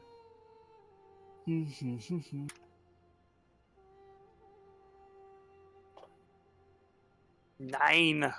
Probably nothing. Lucius and Crench. Once again, Otto's company doesn't even look at you guys. They walk straight for the door, but you 2 notice Nora's face is like white with fear. She doesn't even look at you on her way out. She's walking right to the front door. Royal Guard comes out. He says, "Tor." And I assume you guys go in? Yep. Okay, the 4 of you walk into a fairly large receiving room. Around the edges of the room, once again, are Royal Guard. Along the one side, the right side as you go in, there's a group of 5 high nobles, including Lord Hughes and Lord Baldwin, and 3 other nobles that you're not familiar with. Sitting at the front of the chamber is the Queen Mother. She's wearing a black dress trimmed in a small amount of red. It flares out at her waist into kind of a big poofy dress at the bottom. She has a modest tiara with a full black veil. Her face, you can't really see it. Black sleeves down to her wrists. And of course, you kneel to the Queen when you come in? Yes. 100%. I guess. I bow. She says... I grab Merrick's coat and pull him down to his knee. You know what? Nobody might have noticed, honestly. He might be close enough to the ground already. But I'm there. I'm there now. See, depending on where we were, I probably would have done the same thing, like knowing Merrick wouldn't have known what to do in that situation. I would have punched him in the back of the kneecap, so he like buckled and like fell to one knee. You know, light punch, but you know. So after a few moments, she says, "Rise," and you all stand. There's no chairs for you. You're just standing in this room. Also standing next to her is High Priest Riddingham. So it's the Royal Guards around the edge of the room, the Queen Mother, the High Priest, the 5 nobles off to the one side, and the 4 of you in the center of it. Who does the High Priest owe his godly allegiance to? Pelor, of course. Okay. As she talks in a very kind of monotone, matter-of-fact manner from her throne, she says, "You are going to do a great service for Malande. The king is dead, but not for long. As you may or may not know, necrotic magic is somewhat of a lost art. Resurrections are notoriously unreliable, and they sometimes fail to bring a soul back here to the prime plane. And this cannot happen with our beloved king. I've consulted the high priest, and he has assured me that he can perform a true resurrection. The spell is powerful and difficult, but if performed properly, it will not fail, and our beloved Philip will come back to us, where he can lead our kingdom to glory. However, in order for this ritual to succeed, we need some very specific, very rare components. The high priest steps forward in his best old man voice. Says you need components for the mind, the spirit, the heart. And the Queen Mother interrupts him. She says, they don't need to know all of that, you fool. Just tell them what they need to know. And he kind of bows deferentially. He says, my apologies, Your Grace. And he turns back to you. He says, you must retrieve for us 2 stone, 2 king's tears. These are possibly the rarest of all gemstones. They don't even occur in nature. Legend has taught us that when they were created many generations ago, they were created by powerful necromancer kings. And they were created to preserve the memories of their loved one. For if you hold a king's tear close, you can see a lifelike image preserved inside the gem. The closest king's tears that we are aware of are deep in the Ashano Peaks, beneath the dwarven hold of Bagladur. You must journey to the east, deep into the mountains, and find the dwarven fortress. There meet with the Thane, convince him to allow you entrance to their secret undercity. You must then convince him to show you how to pass the plethora of magical wards and defenses that they use to imprison Dionysius, the Lich. If the Thane does not permit your passage, you must find a way to sneak into the dwarven undercity, bypass the ancient magical traps, and into the lair of the Lich. Once inside, you must steal his most prized possessions, the memories of his wife and children, which are embedded within the 2 king's tears. Escape from his lair and bring those gems here, so we can resurrect King Philip, and then the queen cuts him off, and he can inspire our kingdom to victory. Do this, and you will be amply rewarded. I expect you'll want to leave soon, as time is of the essence. So Lucian knows a decent amount of this kind of dead raising of the dead. Absolutely. His eyes also flash with anger at the mention of a lich. Is he reading this as legit, or is he reading this bullshit? Legit or bullshit in what way? Like the tears that they need to resurrect the body, is that legit? Oh yeah, all of that's legit. Okay. And seeing as it's a lich, and it would have a phylactery, that doesn't really matter. That's not pertinent. The queen's not going to care. Never mind. She's like, resurrect the boy, and that's it. So, never mind. French's eyes are like big giant saucers. We have like the anime eyes with like tears kind of making them look almost watery. Like, this is what I've been waiting for. Like, so like, like this kind of mission. Like, I have a purpose. And he's obviously not trying to look excited because this whole situation is sad, but he looks determined. Looks determined, and looks like, after being lost, not knowing what to do, like, oh, now I know exactly what to do. So, I would like to ask the Queen, Your Grace, is this, just wondering, is this the same task you've given everyone who has seen you today, or Everybody has their own task to perform. are there any of the tasks that may cross paths that we may help each other out with these tasks, or are they fairly isolated from one another? Those are details which I do not concern myself with, and you would know that there are other components. You would assume they need to be run down. Right. I was just gonna. It was more along the lines of collaborating with other groups. Yeah, Like, is you get the that? impression she doesn't really care about how it gets done. Yeah, those details were Don't know, not don't hers. care, make it happen. Right. Gotcha. I just respond, yes, we will leave for it immediately. This will obviously be our top priority, and you can count on us. All right. With that, the rear doors open.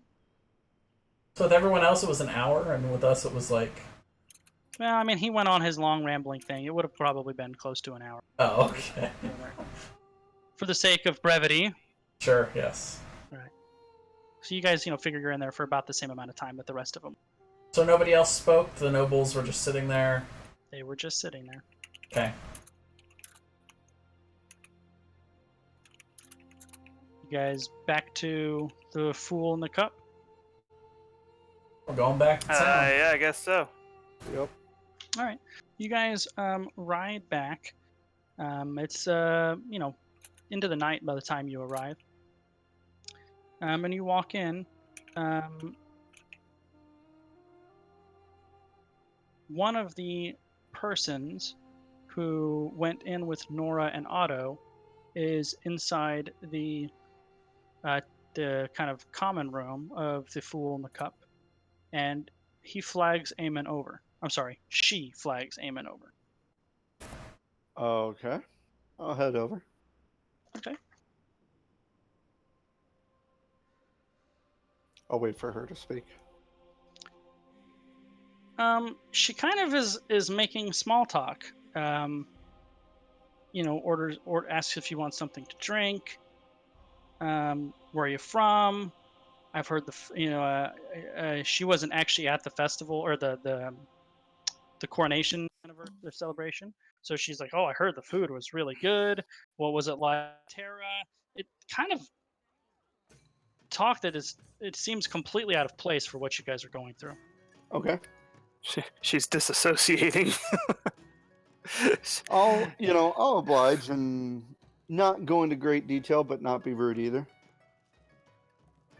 So when we got back, was it like late at night? Yeah, you figure if it takes half the day to ride there, it's half the day to ride back, plus the time that you were there. So it would have been a few hours past sundown. Okay.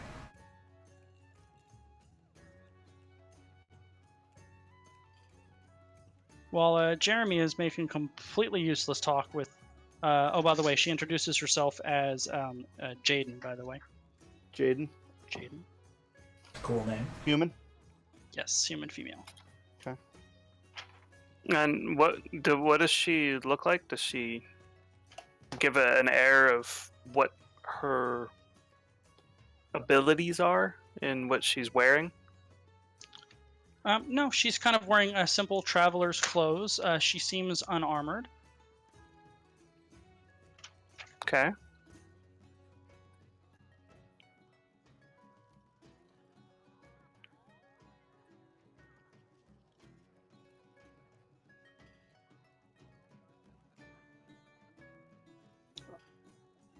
Are you waiting for us, or are you looking at something, B?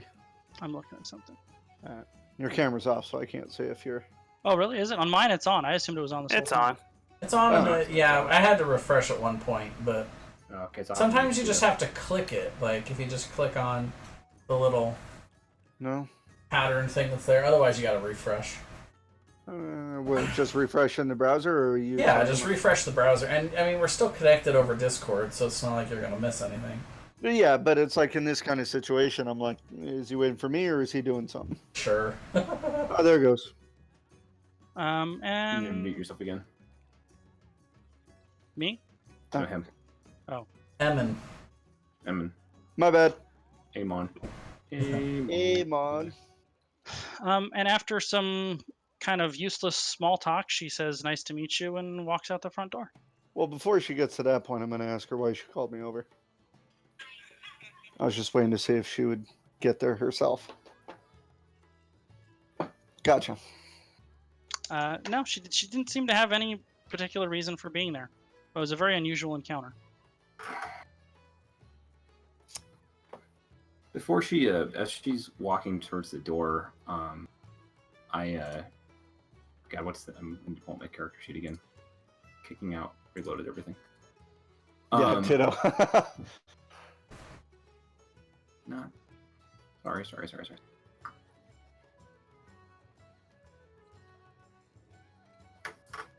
I do an insight check.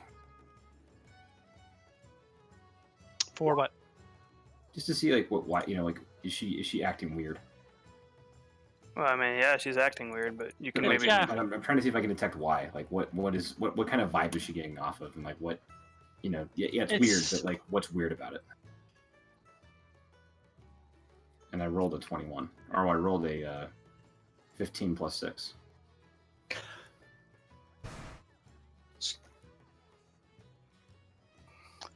She just, you can't really pin her down. She's just seems to be making small talk. She seemed to go out of her way to go to this bar to flag down Aemon, to talk to him innocuously for 20 minutes and have a beer, and then left.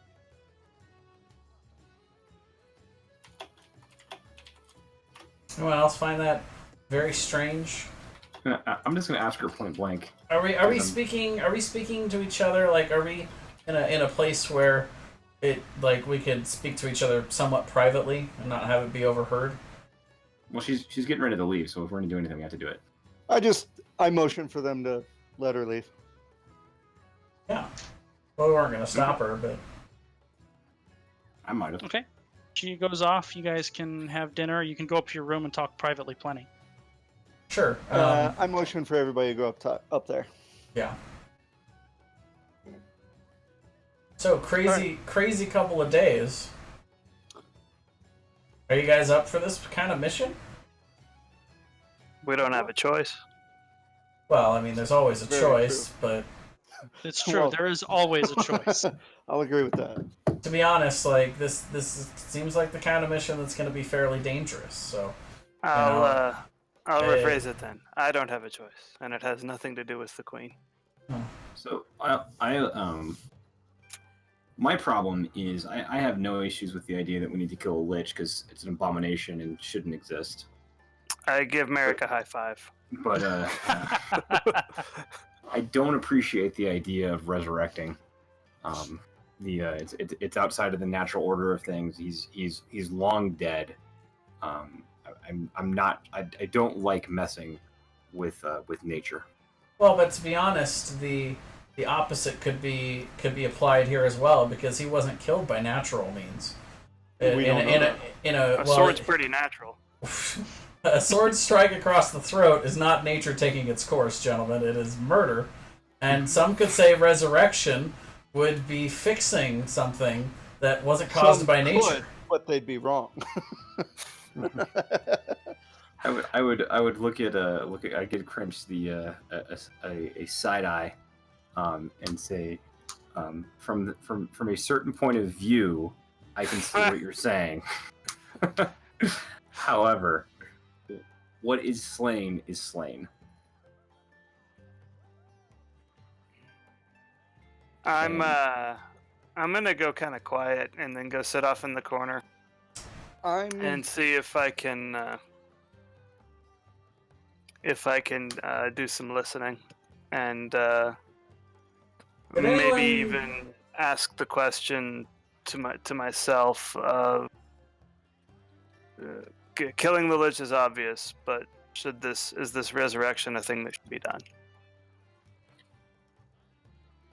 Did anyone else notice how nervous Nora was when she left that room? She did seem nervous. Wonder why. We can She always was- ask her. Do you think She that's was nervous when she left the queen's chambers yesterday too. Looked like she'd seen a ghost. We can always ask her. Do you still have that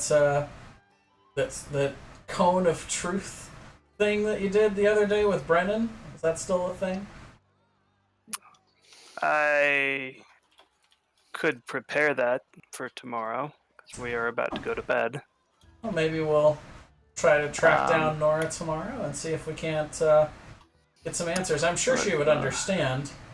Maybe not. Some people do, some people don't. You know, Let me prepare another one that might also be productive. But I guess the point I'm getting to is if you guys are feeling capable of making this journey and willing, then great. If not, then you're gonna be on the run. Like they're not just gonna. If we don't complete this mission, we're all as good as dead as that king. But nobody's gonna resurrect us. I smile and say, "Be that as it may, the Lich will die. We can deal with the resurrection later." Like the resurrection's just something that's out of our hands. We've been given a mission. If we don't take on the mission, we'll die. Even if we don't complete the mission, they'll probably kill us. Agreed. But we can complete the mission without letting them complete the resurrection. How so? We will figure that out when the opportunity comes. that sounds like a tomorrow problem kind of thing. Yeah, like this is my chaotic good coming out, in that I'm going to do what's best. What time is it now? In game? It's late. So I'm going to tell the group we should go to bed now because we have to wake up early. Yep. That's fair. We'll talk about it on the way there. As long as everyone's agreed that we're gonna go kill the Lich, and well, I'm gonna tell the group like we're not gonna leave tomorrow to do that. We'll save that for the next day. This will likely take us many months. Right. So we'll leave the following day, or maybe in the afternoon. But okay, We gotta talk to Nora first. it'll be nice having a day. Yeah, well, we'll want to talk to Nora for sure, but having a day of prep before we leave wouldn't be bad. Goose, rough estimate of travel time to get to the Dwarf Mountains. Well, that's a good question. Let me bring up my handy dandy map here. Let's see. Terra to Hastow is approximately 2 weeks of travel over open ground with the road. And from Hastow to those mountains, geographically it looks to be about triple the distance, and roughly a quarter of that is in mountainous terrain. Yikes. So a couple months probably to get there. Well, yeah, you figure triple the distance over cleared terrains would be 6 weeks. But So you're going to add more 3 time. months total. Yeah, add more time for the mountains. Plus, you don't know exactly where the place is. And the details that we were given at the palace didn't specify how long it would take us to do this. Like, we're not working with a deadline here, I'm guessing. Well, actually, that is not true. Lucius does know there is a deadline. The deadline is how old the body can be before it's resurrected. Which is? I'll look it up for you right now. There are things that can be done to extend it, however, and I'm sure the High Priest is capable. Sure. You could assume that, but you don't, of course, know.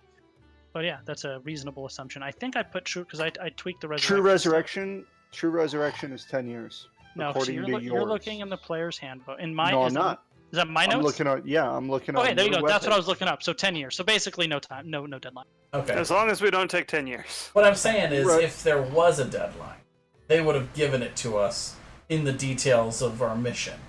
So they didn't give us one, is what you're telling me. Well, and there's another one you can do, gentle repose, and it's a pinch of salt and a copper piece placed over the corpse's eyes, lasts for 10 days, and it's like a level 2 spell that they could just do over and over and over. Easy peasy. If they can't spend a copper to keep their prince alive, they don't want him alive that bad. They're king. Whatever. Who's taking first watch? Well, we're sleeping in in a the hotel. inn. There's no watch. All right. I'm gonna make sure the innkeeper knows to wake me up extra early tomorrow. Okay, well, he's not going to do that. He's not a Whoever, wake-up fine. service. We wake up early. Okay. My will is strong enough. We wake up about hour and a half before sunrise. So, like, Well, what, we would have 5:30? needed like 8 hours of sleep to avoid like exhaustion. We went to bed late. What time are we going to bed? Well, it's already late now. Well, what's late? Midnight. Shit. Yeah, Well- we'll wake up at like 8 a.m. It's fine. No, we can't wake up at 8 a.m. We have Why? somewhere to be at. I'm We have waking somewhere up to be at. 8 a.m. You can't wake up at 8 a.m. I'm waking up at 8 a.m. We have somewhere we have to be at sunrise. Where do we have to be? In a clearing 5 miles outside the city. Or Why? Because Nora's meeting us there. Okay. Sure. So we wake So up that- early and we go to meet Nora. That entire conversation that me and that one chick had was she was talking to me in Thieves' Camp. Oh, okay. So Nora wants to meet us.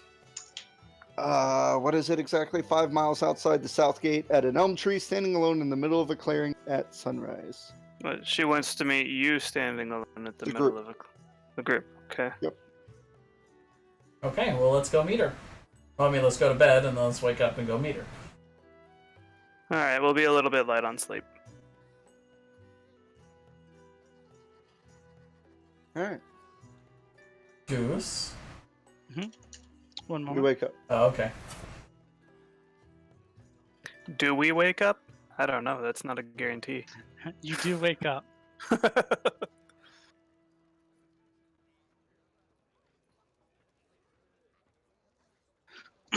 All right, so you guys wake up before sunrise, groggily.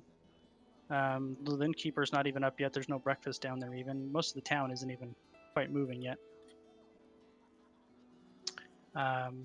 Maybe eat some of your field rations, beef jerky for breakfast, and off you go. You go through the south gate, where the guards are having their shift change, and right where they said it would be, 5 miles-ish out of the southern gate in a clearing is an elm tree where Jaden and Nora are waiting for you. All right. I'm going to be looking really hard around to see if I see anybody or anybody hiding, whatnot. It's a pretty open clearing. There would be, other than in the tree, there really isn't a place for anybody to hide. Is there anybody in the tree? There does not appear to be anybody in the tree. All right. We'll look over to Amon and kind of, it seems like this is kind of your show at this point. All right. We'll walk up to Nora. Greet her. She says hello. She's definitely not quite herself. She cuts right to the chase. She wants to know what you guys were given in your briefing. I'll tell her she can go first. She kind of smirks to herself. She says, well, Otto's company was sent into the mountains to the south of here. The harsh, jagged mountains that are supposedly inhabited by hill and fire giants, where we must climb to the highest peak, where we are to find the nest of a griffin and steal the feather of a griffin hatchling. That's it? And then Jaden kind of pipes up. She goes, "It's a suicide mission." You're telling me. And then Nora kind of goes, "But Otto can talk himself into anything. He thinks it's the chance of a lifetime, that we're going to make ourselves legends and rich beyond our wildest dreams." And then you can kind of see the two of them look at each other and roll their eyes. One of the two of you are right. What are you guys supposed to be doing? I look at Lucian, kind of giving him a quizzical look of how much of this should we give away? We've been sent to kill a lich.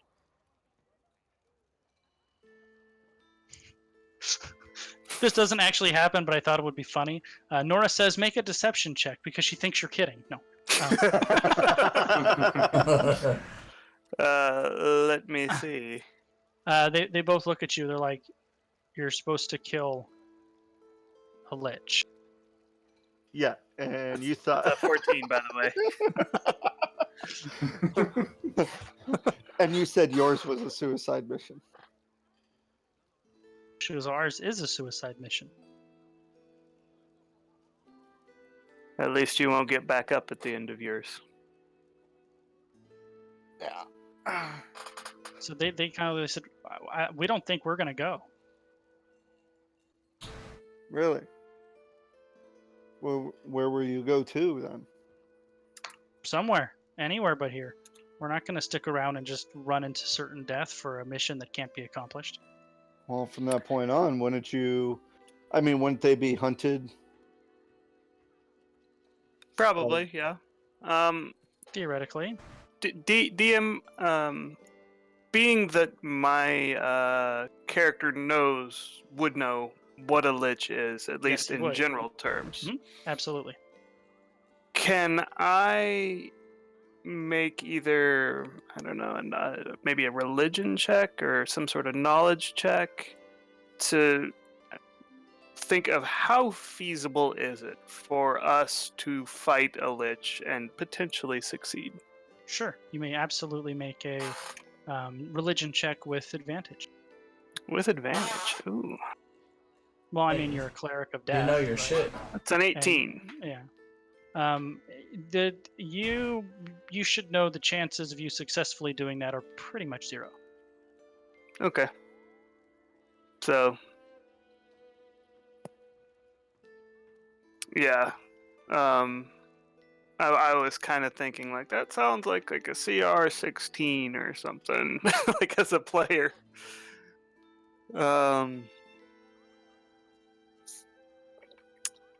So yeah. I haven't told the group that. They don't know that yet, and I'm not gonna say it right now. But well, maybe I will say it right now. Well, our task isn't to face the lich today.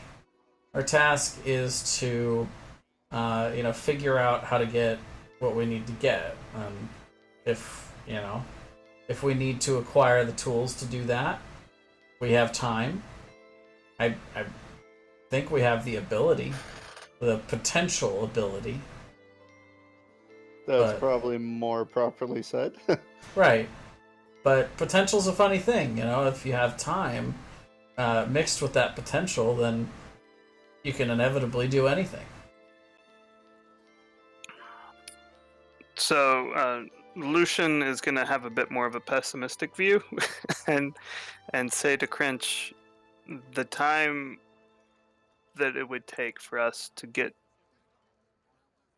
the ability necessary to take down a lynch is probably years. Sure. You see, Jaden, What's your point? Jaden kind of pipes up. She says, "You know what? I really don't understand. This is the most important mission in the kingdom. The king needs to be resurrected. Why did they give it to us? Exactly what I was wondering."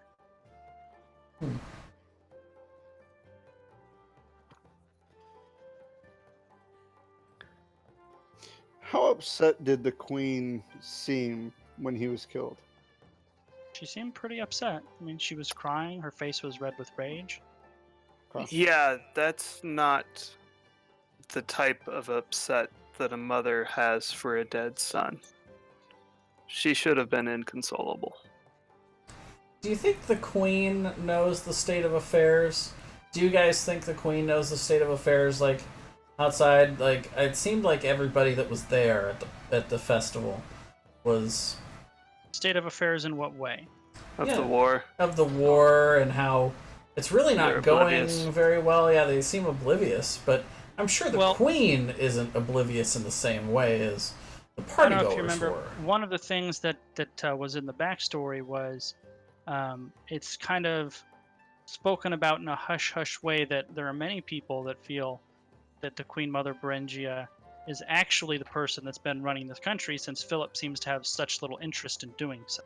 Sure. So if you're operating under the assumption that she is actually the person who has been running the country the last few years, as Philip has no interest in doing so, that means she would be the one getting the intelligence reports from the city. She would know exactly what's going on up there. So she knows that Philip probably isn't the better king during war times. Correct. That and is- Raoul is also her son. So perhaps that's the reason. Because maybe she knows it's going to take us a long time. And there's no direct clock on it. If it takes up to 10 years or maybe even longer, then... If it's 10 years, it's too late. Well, what I'm saying is that they can always send their A-teams out to do this in the span of a year. Maybe they give us 9 years. They allow Well, the other better issue is right prince to lead through the war times, and then if they want to, they can still resurrect their dead king. I would assume their A teams are currently trying to fight for the country to keep the elves from taking it. Well, I My mean, point is, I don't think they're in any hurry. I don't think that they definitely want to resurrect the king, but they're not in any direct hurry. So they might as well send out anyone who might have a shot at it at some point.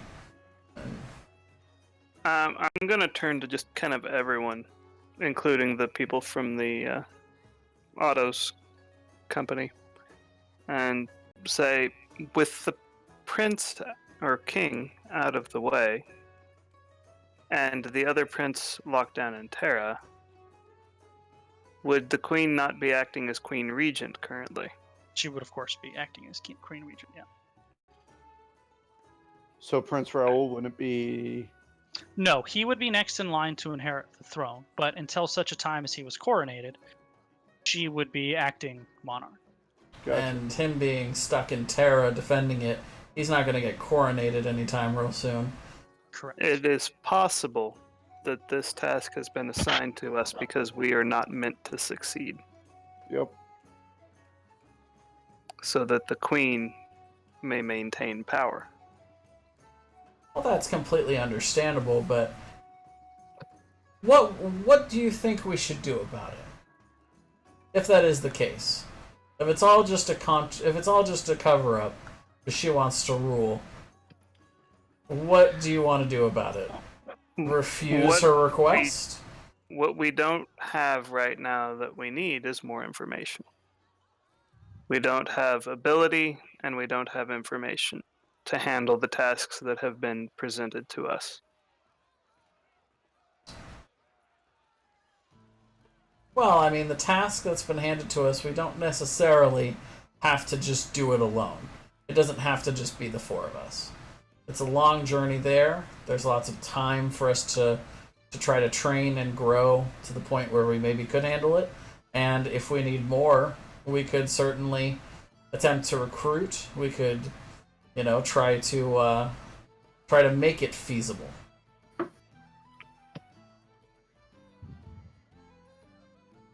That is very optimistic. And besides, if we weren't given a deadline and they don't pressure us, we could go. We could, start on the path, and if you give up on the path right now, then that's pretty much going to be it. But we can always evaluate down the road whether or not we can do this or what aid we need. Or the question isn't whether or not we can do it when we get there right now. It's whether or not what are we going to do today? What are we going to do next? Sure. I don't know about you guys, but I think it's gonna gonna not turn out well for us if we don't start journeying north. And I would say probably the same thing to the two of them. That you can it'd be a lot easier to start the journey and decide to bail out on it later than leaving now and being instantly an enemy of the state. She goes, "Oh, we're leaving south." They're headed the opposite direction from us. Yeah, there's the south. She goes, "We'll Sure. be heading south." But you would We're be gonna keep going south. yeah, okay. Well, their mission was to the south. Their mission is to the south. Yeah. Yeah. Well, I'm Yours just is saying, to like the kind of east. No, I'm just saying they can go with their group. You can go south with your group, and you can decide to break off anytime. I imagine it would be, a little bit easier to do that sometime down the road than leaving right now, and, at least you have some distance from here. Another question, Goose. With a knowledge or religion check, would I know anything about this specific lich? Yes, that one no advantage though. You could just make a knowledge. That'd be a knowledge check. Or yeah, religion check. No, it's a Religion? throwback to religion. It's a 19. Very good. So yeah, this is a the lich of a necromancer king from a very long time ago, who was from one of the city-states, human city-states to the east.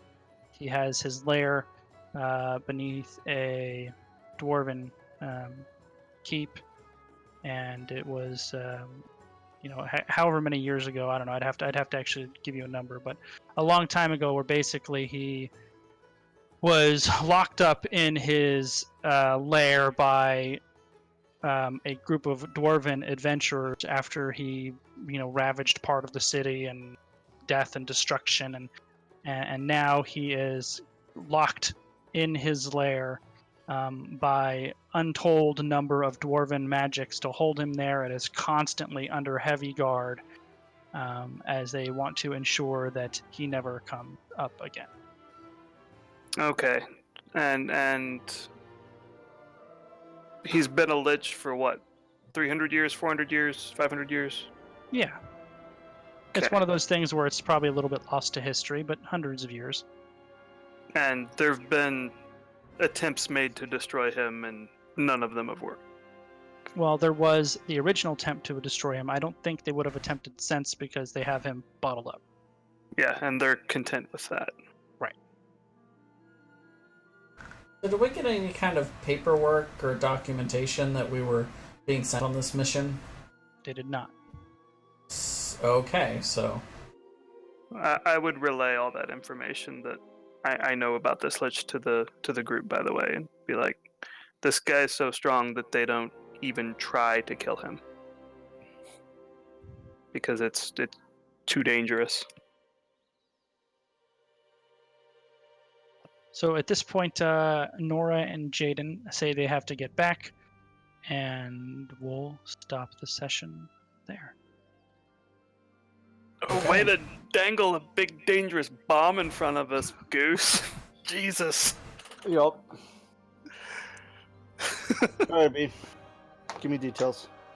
Experience. Of what? Of what? Experience. Oh, you want experience. Yeah. that's always a nice thing. Let me get to my little chart. Well, the real question is there a ding or not? Like, that's what we want to know. I want to know about bonus XP and stuff. Ding. How much XP was it until the next level again? Till 4? 2,700 is level 4. 47? 2,700. Session 3 was 600 base XP. You guys each earned 100 bonus XP, so 700 for last session. So Alright, 1950. All right, this session is 700 base XP, and I have Crench at 50, Lucius at 100, and Merrick and Eamon each at 50. I am at exactly 2,700. Look at that. 2,800, boyo! Damn. So yeah, I'm level 4. Nice. Yep. 2,700 as well.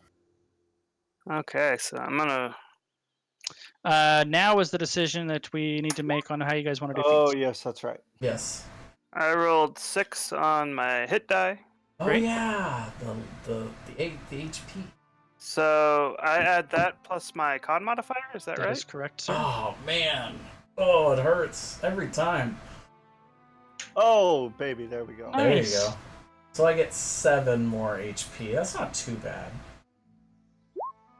It's still Oh, feels bad. Womp womp. My con modifier is 2, so 3, so 25. Right. Oh, I wanted to write this down because I need to change it on the thing. So that's There you go. Who's one more? Who needs to roll still? No, so that's all. 3 Is that everyone? 3 1, HP 2. for Merrick. Yeah, because 1, 2, the 3, 6, 4. Oh, the yeah. 4, the 8, the Yeah, 1. I see it. And then The 6 was kind of hiding up there. how much HP for Emin? 10 total. I'm taking my wisdom up 2 points in lieu of a feat. Well, hold on. We haven't decided that yet. Were you not paying attention to the whole debate because you've been kind of busy this week? I guess not. All right. So, Brian, you want to do it, or? Nope. You guys. It's kind of your show, man. All Well, right, so I'm okay with either way. I'll let you guys decide. it's basically we all need to do it or nobody does. So Yeah. It's how it's going to be for the game. Now, So what I was gonna mention is when I look at the two paths, I don't feel like one has a massive advantage over the other. No, So- they're fairly balanced. Yeah, so I don't kind of see why each player couldn't choose a method. I'm not a fan. Okay. yeah, I'm kind of with Brian. It just also- causes confusion. And not just that, is like when I well, also you could game the system if you were multi-classing as well. Depending on like I'm going to use this one because whatever. But also for me, when I make bad guys with PC levels, I use the same system you guys do. Oh, okay. So essentially, right now, the current rules are at levels 4, 8, 12, 16, and 19, we get an ability score improvement where you can either improve one ability score twice. So, from a 16 to an 18, effectively increasing 1 by 1 full. Or you can take a feat. Total, you'd get a total of 5 options of that, 10 total ability points or 5 feats, right? You cannot improve an ability score past 20.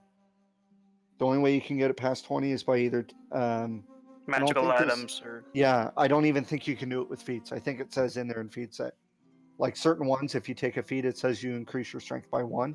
And I think Right. even in Up the to feats a it says maximum that. of 20 is what they say, yeah. Right. So there's that. The alternate rules are as follows at this. At levels 4, 5, 8, 9, 12, 16, and 19, you get a feat. So a total of 7 times. Or you can not take the feat and improve a ability score by 1. So basically comes down to would you guys rather have the better ability scores going higher or more feats? And here's an interesting thing there's worth one- noting. For the first half of it, it is essentially the same, even if you're just taking all ability score upgrades. But it would be less after, at the levels 12, 16, and 19. So it would be, for later game scaling, it's not as bad. But if you're just going to take a +2 to con, you would get it 1 level later. You could take a +1 at 4 and a +1 at 5, and then you'd have the same thing. But you also have the option to take all of the feats, including all of the extra feats, a lot of which have better, +1 con and a feat thing. So it's a factor that we all should consider. Wait, so the way it normally is set up is like at levels 4, 8, 12, 16, and 19, we get an ability score, but now we're doing it on different levels than that? It's the same levels, but it just adds level 5 and level 9. Did you look at the link I put there? But you can only do +1 to ability What link? scores. Where's I the link? I pinged you. Put a link there. Pinged me. Ah, okay. So So that's is this the like thing. this is a homebrew thingy that No, it's actually a D&D like compendium alternate rules, and they actually okay. have an explanation there for why they did it that way. It's loading. Give me just a sec. That tiefling has a very thin waist. Okay, so you choose a feat. Or Okay, so you get 4 early, pre-10, and then you get less later. right, and the difference is in You lieu of a don't feat, get less later, I don't think. you're gonna end. Okay, so the main difference is the levels, obviously, and you'll end up getting more feats and less ability score points, but not by much. It's pretty close. But the main thing is when you get the feats in the alternate version, the alternative isn't to raise 2 ability scores; it's you only raise 1. By 1 point total. You only get to Right. put in 1 point. And you also can't double up on feats in this one. You can only pick it once, regardless. Under any circumstance. Even if it says you can take the feat multiple times, you cannot. Okay. I'm about 51-49 to the player's handbook method, but I don't really. Yeah, I really, really want us to do the alternate one. But I also don't think we should do the alternate one if anybody thinks that strongly that we should not do it. Yeah, I lean towards the alternate, but again, I'm kind of in the same boat. If there's somebody who's like, well, I'm not a fan of it, then that's fine. I can go the other way. But this is the point when we have to decide, because 4th level is now when it matters. Yeah. So it's Right. basically, do you want the ability to raise your ability scores more, or do you want access to more feats? Is the question that I think it boils down How to. does the feat actually interact in the game? That's the feat that. You take the Well- feat, and then it applies to your character. You get the feat just for free at So, at for the example, levels. there's one called Sentinel. And Which is funny because no matter what, I'm taking that one this level. It's a really good one. Sentinel's really good. So it's like when someone tries to run, like they leave your range of combat, you get an attack of opportunity. With Sentinel, if you hit them with that attack of opportunity when they try to move your range, it drops their speed to 0. They don't get to move. That's a huge thing for controlling crowds. But they also get it. So like, let's say we're standing next to each other and they attack me, you can attack of opportunity them when they do that. And on top of that, if you're in melee with them and they decide to run, even if they take the disengage action, you still get your opportunity attack against them. Which disengage normally keeps you from being able to do that. Okay. So the feats in 5e are a lot more beefed up than previous editions. So they're actually pretty meaty, in my opinion. And there's not just the ones in the player's handbook. There's a bunch in Unearthed Arcana and Xanthar's Guide to Everything as well. And there's some really good ones in there. If you guys haven't flipped through those books, the extra subclasses and feats, you really should. Yeah. Yeah. I think this is something I'm going to need to think about for a little while. I think that's fair. The only thing we need to decide by is now. Like, when these 4th level ups take place, it needs to be decided by then. So which would be next Tuesday. So yeah, next Tuesday. Yeah, because It does For- add a different roadmap for your character. like I definitely get why Jay wants to do it the feat heavy way, because there's a lot of really good barbarian feats, and his stat line's already insane. Right. My stat line's pretty good, and I could bump it up to insane, and for me, feats aren't as big of a deal as a cleric as they are for him. Well, But maybe check out those other 2 books. Maybe you'll find a feat you're excited about. that could be. I was So- getting really excited to get my wisdom up to 18 too. Well, why don't we do this then?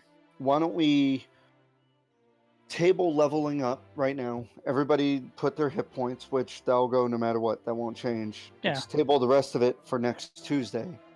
And Or they'll just- give you can- people a week to decide. I mean, You guys it's can the just decide same. in the Discord. It's the same for you and I either way, because like I already know I'm taking a feat at level 4. So it's, am I. It's so a matter that's of whether or not I'm going to be taking another feat at level 5. Right. Which, by the So way, why don't will be absolutely hilarious when that happens, because I'll be taking mobile at the same time I get my speed upgrade at level 5. So my movement speed will go from 30 to 50 in one level. Almost double your speed. Yeah, it'll be fun if we go that route. What? My proficiency bonus didn't increase? That's bullshit. No, So- not until level 5, unfortunately. I think that they've nerfed liches a little bit from the way they were in 3.5 and Pathfinder, but in 3.5 or Pathfinder, lich has a thing that if they touch you, like just with their finger, they go poke, you're paralyzed, and it doesn't ever go away. Like you have to get it magically undone by someone with really high skill in magic. Yeah. So this is the only thing I'm going to say on them is what I don't want is and I tried to touch on this in the beginning before we started too. Like, I said not every battle is meant to be won. Sometimes you have to retreat. And I don't want you guys thinking ever that this is the path that he's taking us down, so that's the path we should go down. If you guys Right. want to next week decide screw this and we're going to turn traitor and join the elves, I mean, this is your game. I will run that to make that happen. If you decide that you want to go march off to this dwarven keep and do the thing, I'll run that too. If you want to decide we're gonna go jump in a boat and try to find the new world, fuck your world. I'd totally do that too, right? And that's what I'm saying is like I like there's this thing of metagame thinking, and as weird as it sounds, like do what you think your character would think they would want to do, like what's in their best interest. If that's running off to destroy a lich, Grendel, because you hate liches, then do it. Like, but what I don't want is, well, the queen told us to do it. The DM says this quest out in front of us, so we should do it for that reason. That's not what I want. Well, I think my character wants to destroy the lich, but also knows what it is enough to be very scared of it. Right. Metaphorically speaking, we are level 10 in World of Warcraft, and you went, one day you're going to fight Kel'Thuzad. And we go over there and we make it to him and we're level 20, and he just, bop, folds us. Like, because Kel'Thuzad is level Well, yeah, but again, like, there's nothing saying we can't, get to level 20, get our characters all the way up, and, like, I don't know how long you guys want to play. But my point is like, that's not necessarily a deterrent. Because, For the short term, it is. Sure. Well, Because yeah, we're what I will not facing the lich next week. I get it. It's like. Well, I mean, let me throw this out there. This whole game, I've been hinting that this city and this kingdom is on the verge of being conquered. So, assuming that I've been throwing out that accurately to you guys, 10 years probably isn't in the cards. Right. Yeah.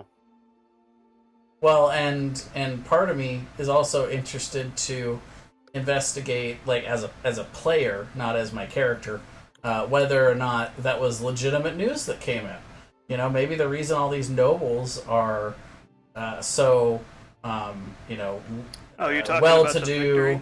The victory news. Yeah. It's like maybe that was just a show for the audience at the big party so that all the nobles just still think everything's going fine. Possibility. I'll be interested to get news from outside on whether or not that actually happened.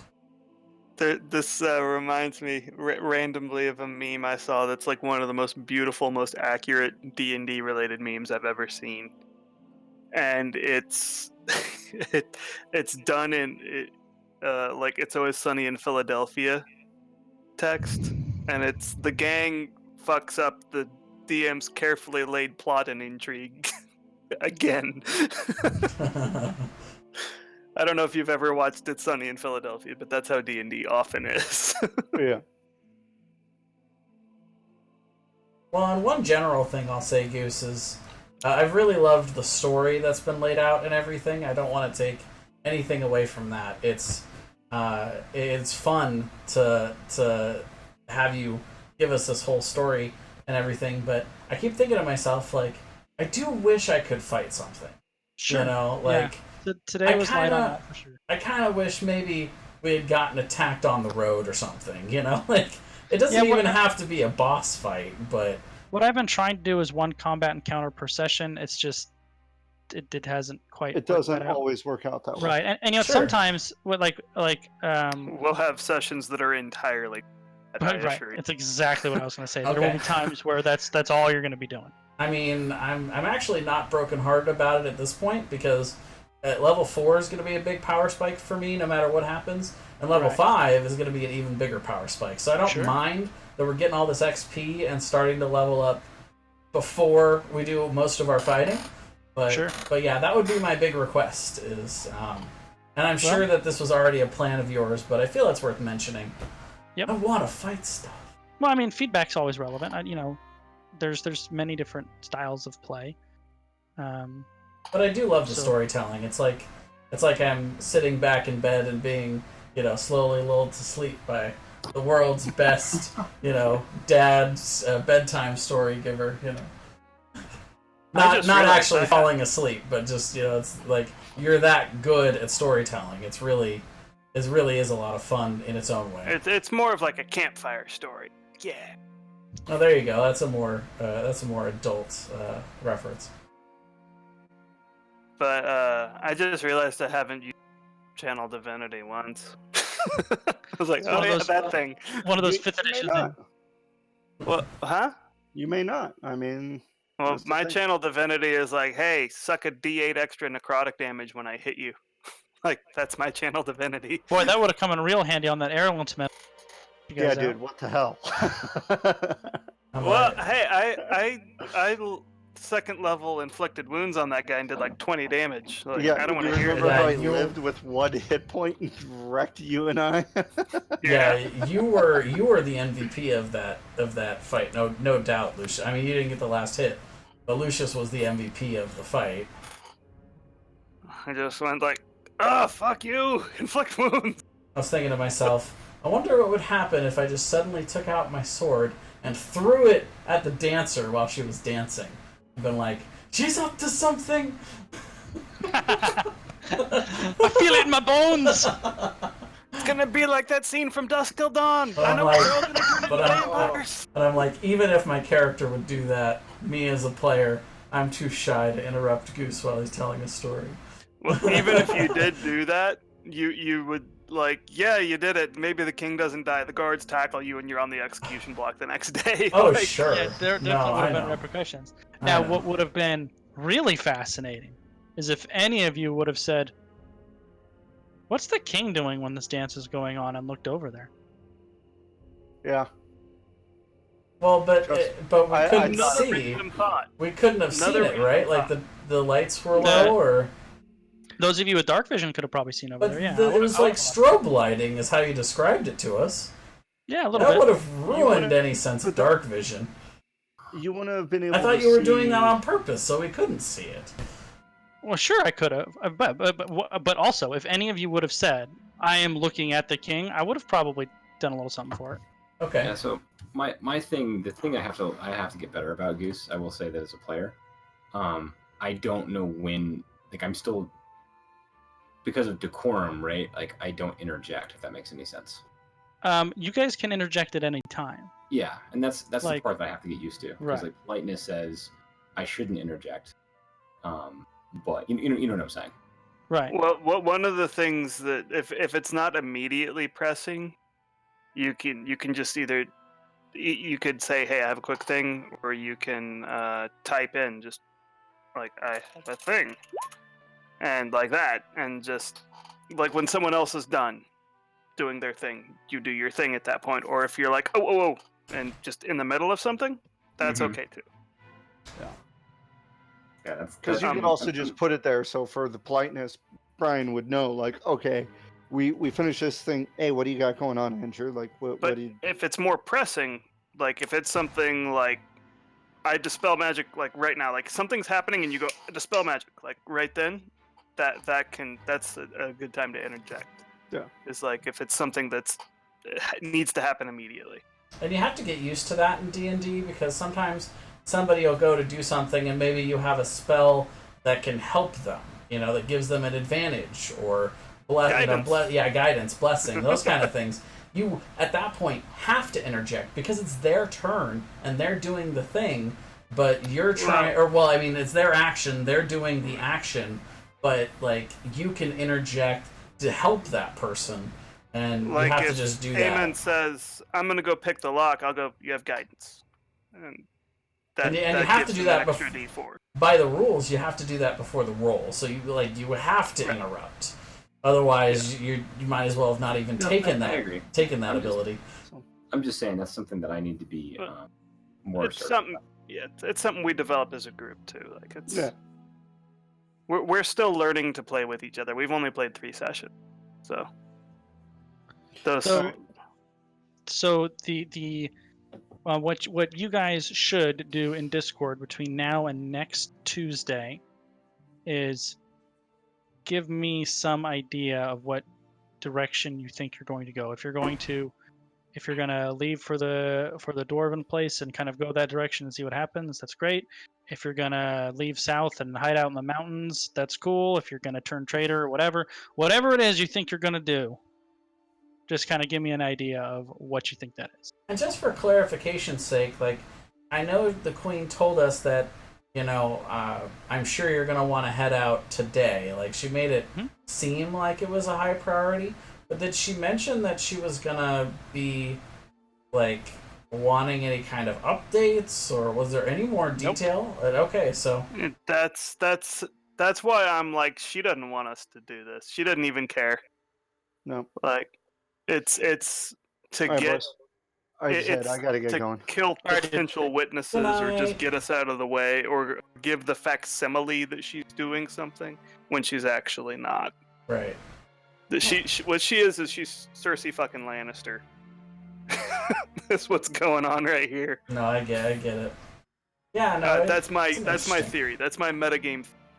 True. And Lucius is a suspicious bastard, so he probably thinks the same thing.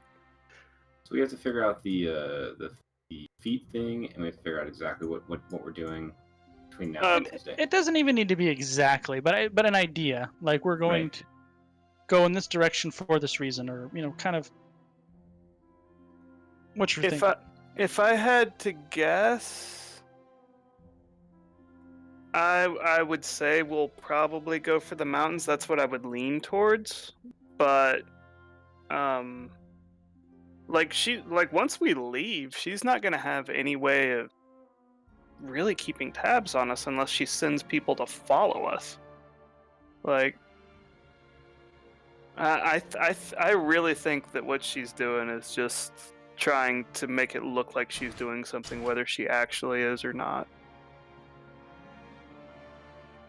But that's all metagame stuff, so.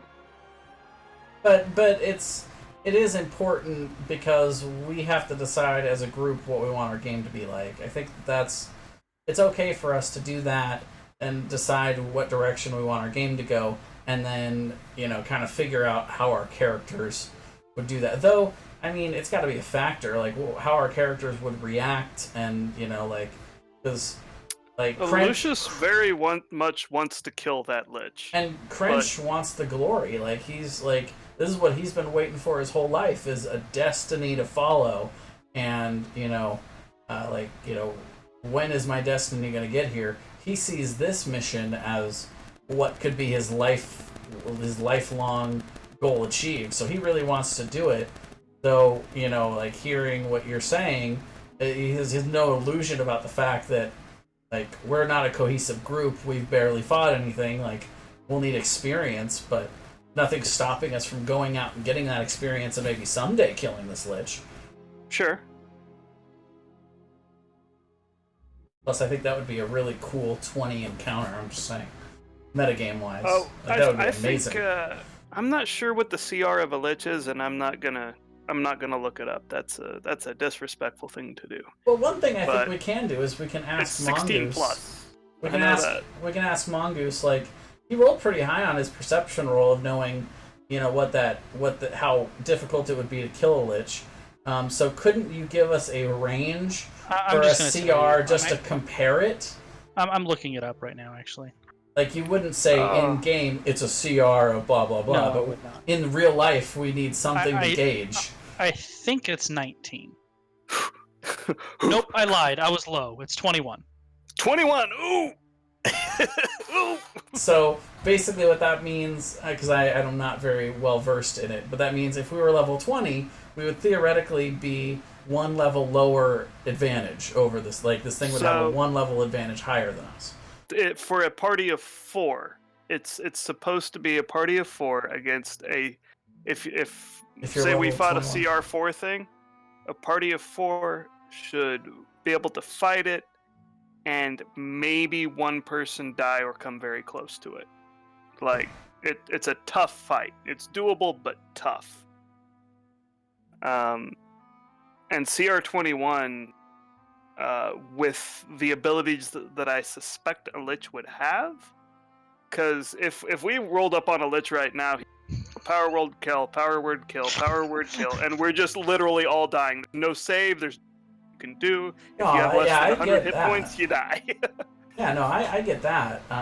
But they're gonna have like lots of really nasty magic. Like, that's their whole shtick is magic. They're physically not like a dragon or anything like that, but that would make Crench less excited to fight it for sure. That he's marching into certain doom? Yeah, that would... Yeah, well, no, just like a magical thing. Like, if it was something non-magical, it would be a lot more appealing. But I'm also... right, because then you're testing brawn against brawn. Right, and you're using magic, you're cheating. But that's actually part of my background, is I'm very leery towards magical things. Then you should be terrified of a Lich. Sure. But that's wrestling with the idea that I've been given this purpose. And so it's, there's That's an interesting dynamic you can develop. Yes, there's definitely conflict there, but... yeah. Anyway. Yeah, Liches, they're gonna know... They're definitely gonna know arcane spells up to 9th level. I don't know if... there are such a thing as 10th and 11th level spells. Most of them are forgotten to time and highly suspect and stuff like that. If there was a critter that was going to know those, it would be a Lich. But hey, the good news is if we go out on this quest, maybe we can take all of our actual gear and not be constantly having to play gear hokey pokey. You take your shield off, you put your shield on, you take your shield. Son of a bitch! But, Lucius is not happy about not having his glaive. Right. But, maybe that's the reason why we didn't have any encounters this time around, because we were, we didn't have our gear. But, I will say this much, Goose. I'm planning on taking at level 4 Great Weapon Master. I don't know if you're familiar with that plus feat. 2 to damage or something? No. That feat, it has 2 effects. The first one is if I ever crit or I knock something to 0 HP, then as a bonus action that turn I can take an extra attack. But only one attack. It's not like I get to use the attack action again and then you don't get your action back. You just get an extra attack. You get to take an extra attack as a bonus action. But then the second effect is I can choose to take a -5 to my hit to my roll to hit, and if it does hit, I get 10 more damage. That's pretty gnarly, actually, just being able to add 10 damage, especially if you're going reckless all the time. Right. My plan is to always have advantage on the roll, either through reckless or flanking. And I ran the numbers because I got obsessive about whether or not it was a good choice. And it's really cool. On average, with advantage, I should hit a 15 AC target 8 out of 10 times. With the -5, I should hit them 6 out of 10 times. But that bonus 10 damage on the 6 hits is definitely a lot more damage, about 3 to 4 damage extra per hit. Even losing those other 2 attacks. But the way I'm going to phrase that is I'm putting my weight behind it. Means I'm taking that -5. So I don't always have to be like, I'm activating my Great Weapon Master ability. So for RP's sake, I'm gonna be swinging with a lot of weight behind my with my attacks. And that's why I've been practicing with my two-handed weapon every day. Alright, boys. I am bouncing. It's probably time for me to turn off the stream as well, anyways. Bye, Probably. everybody! They've been hearing our discussions. Oh no! Oh no! See you guys next week.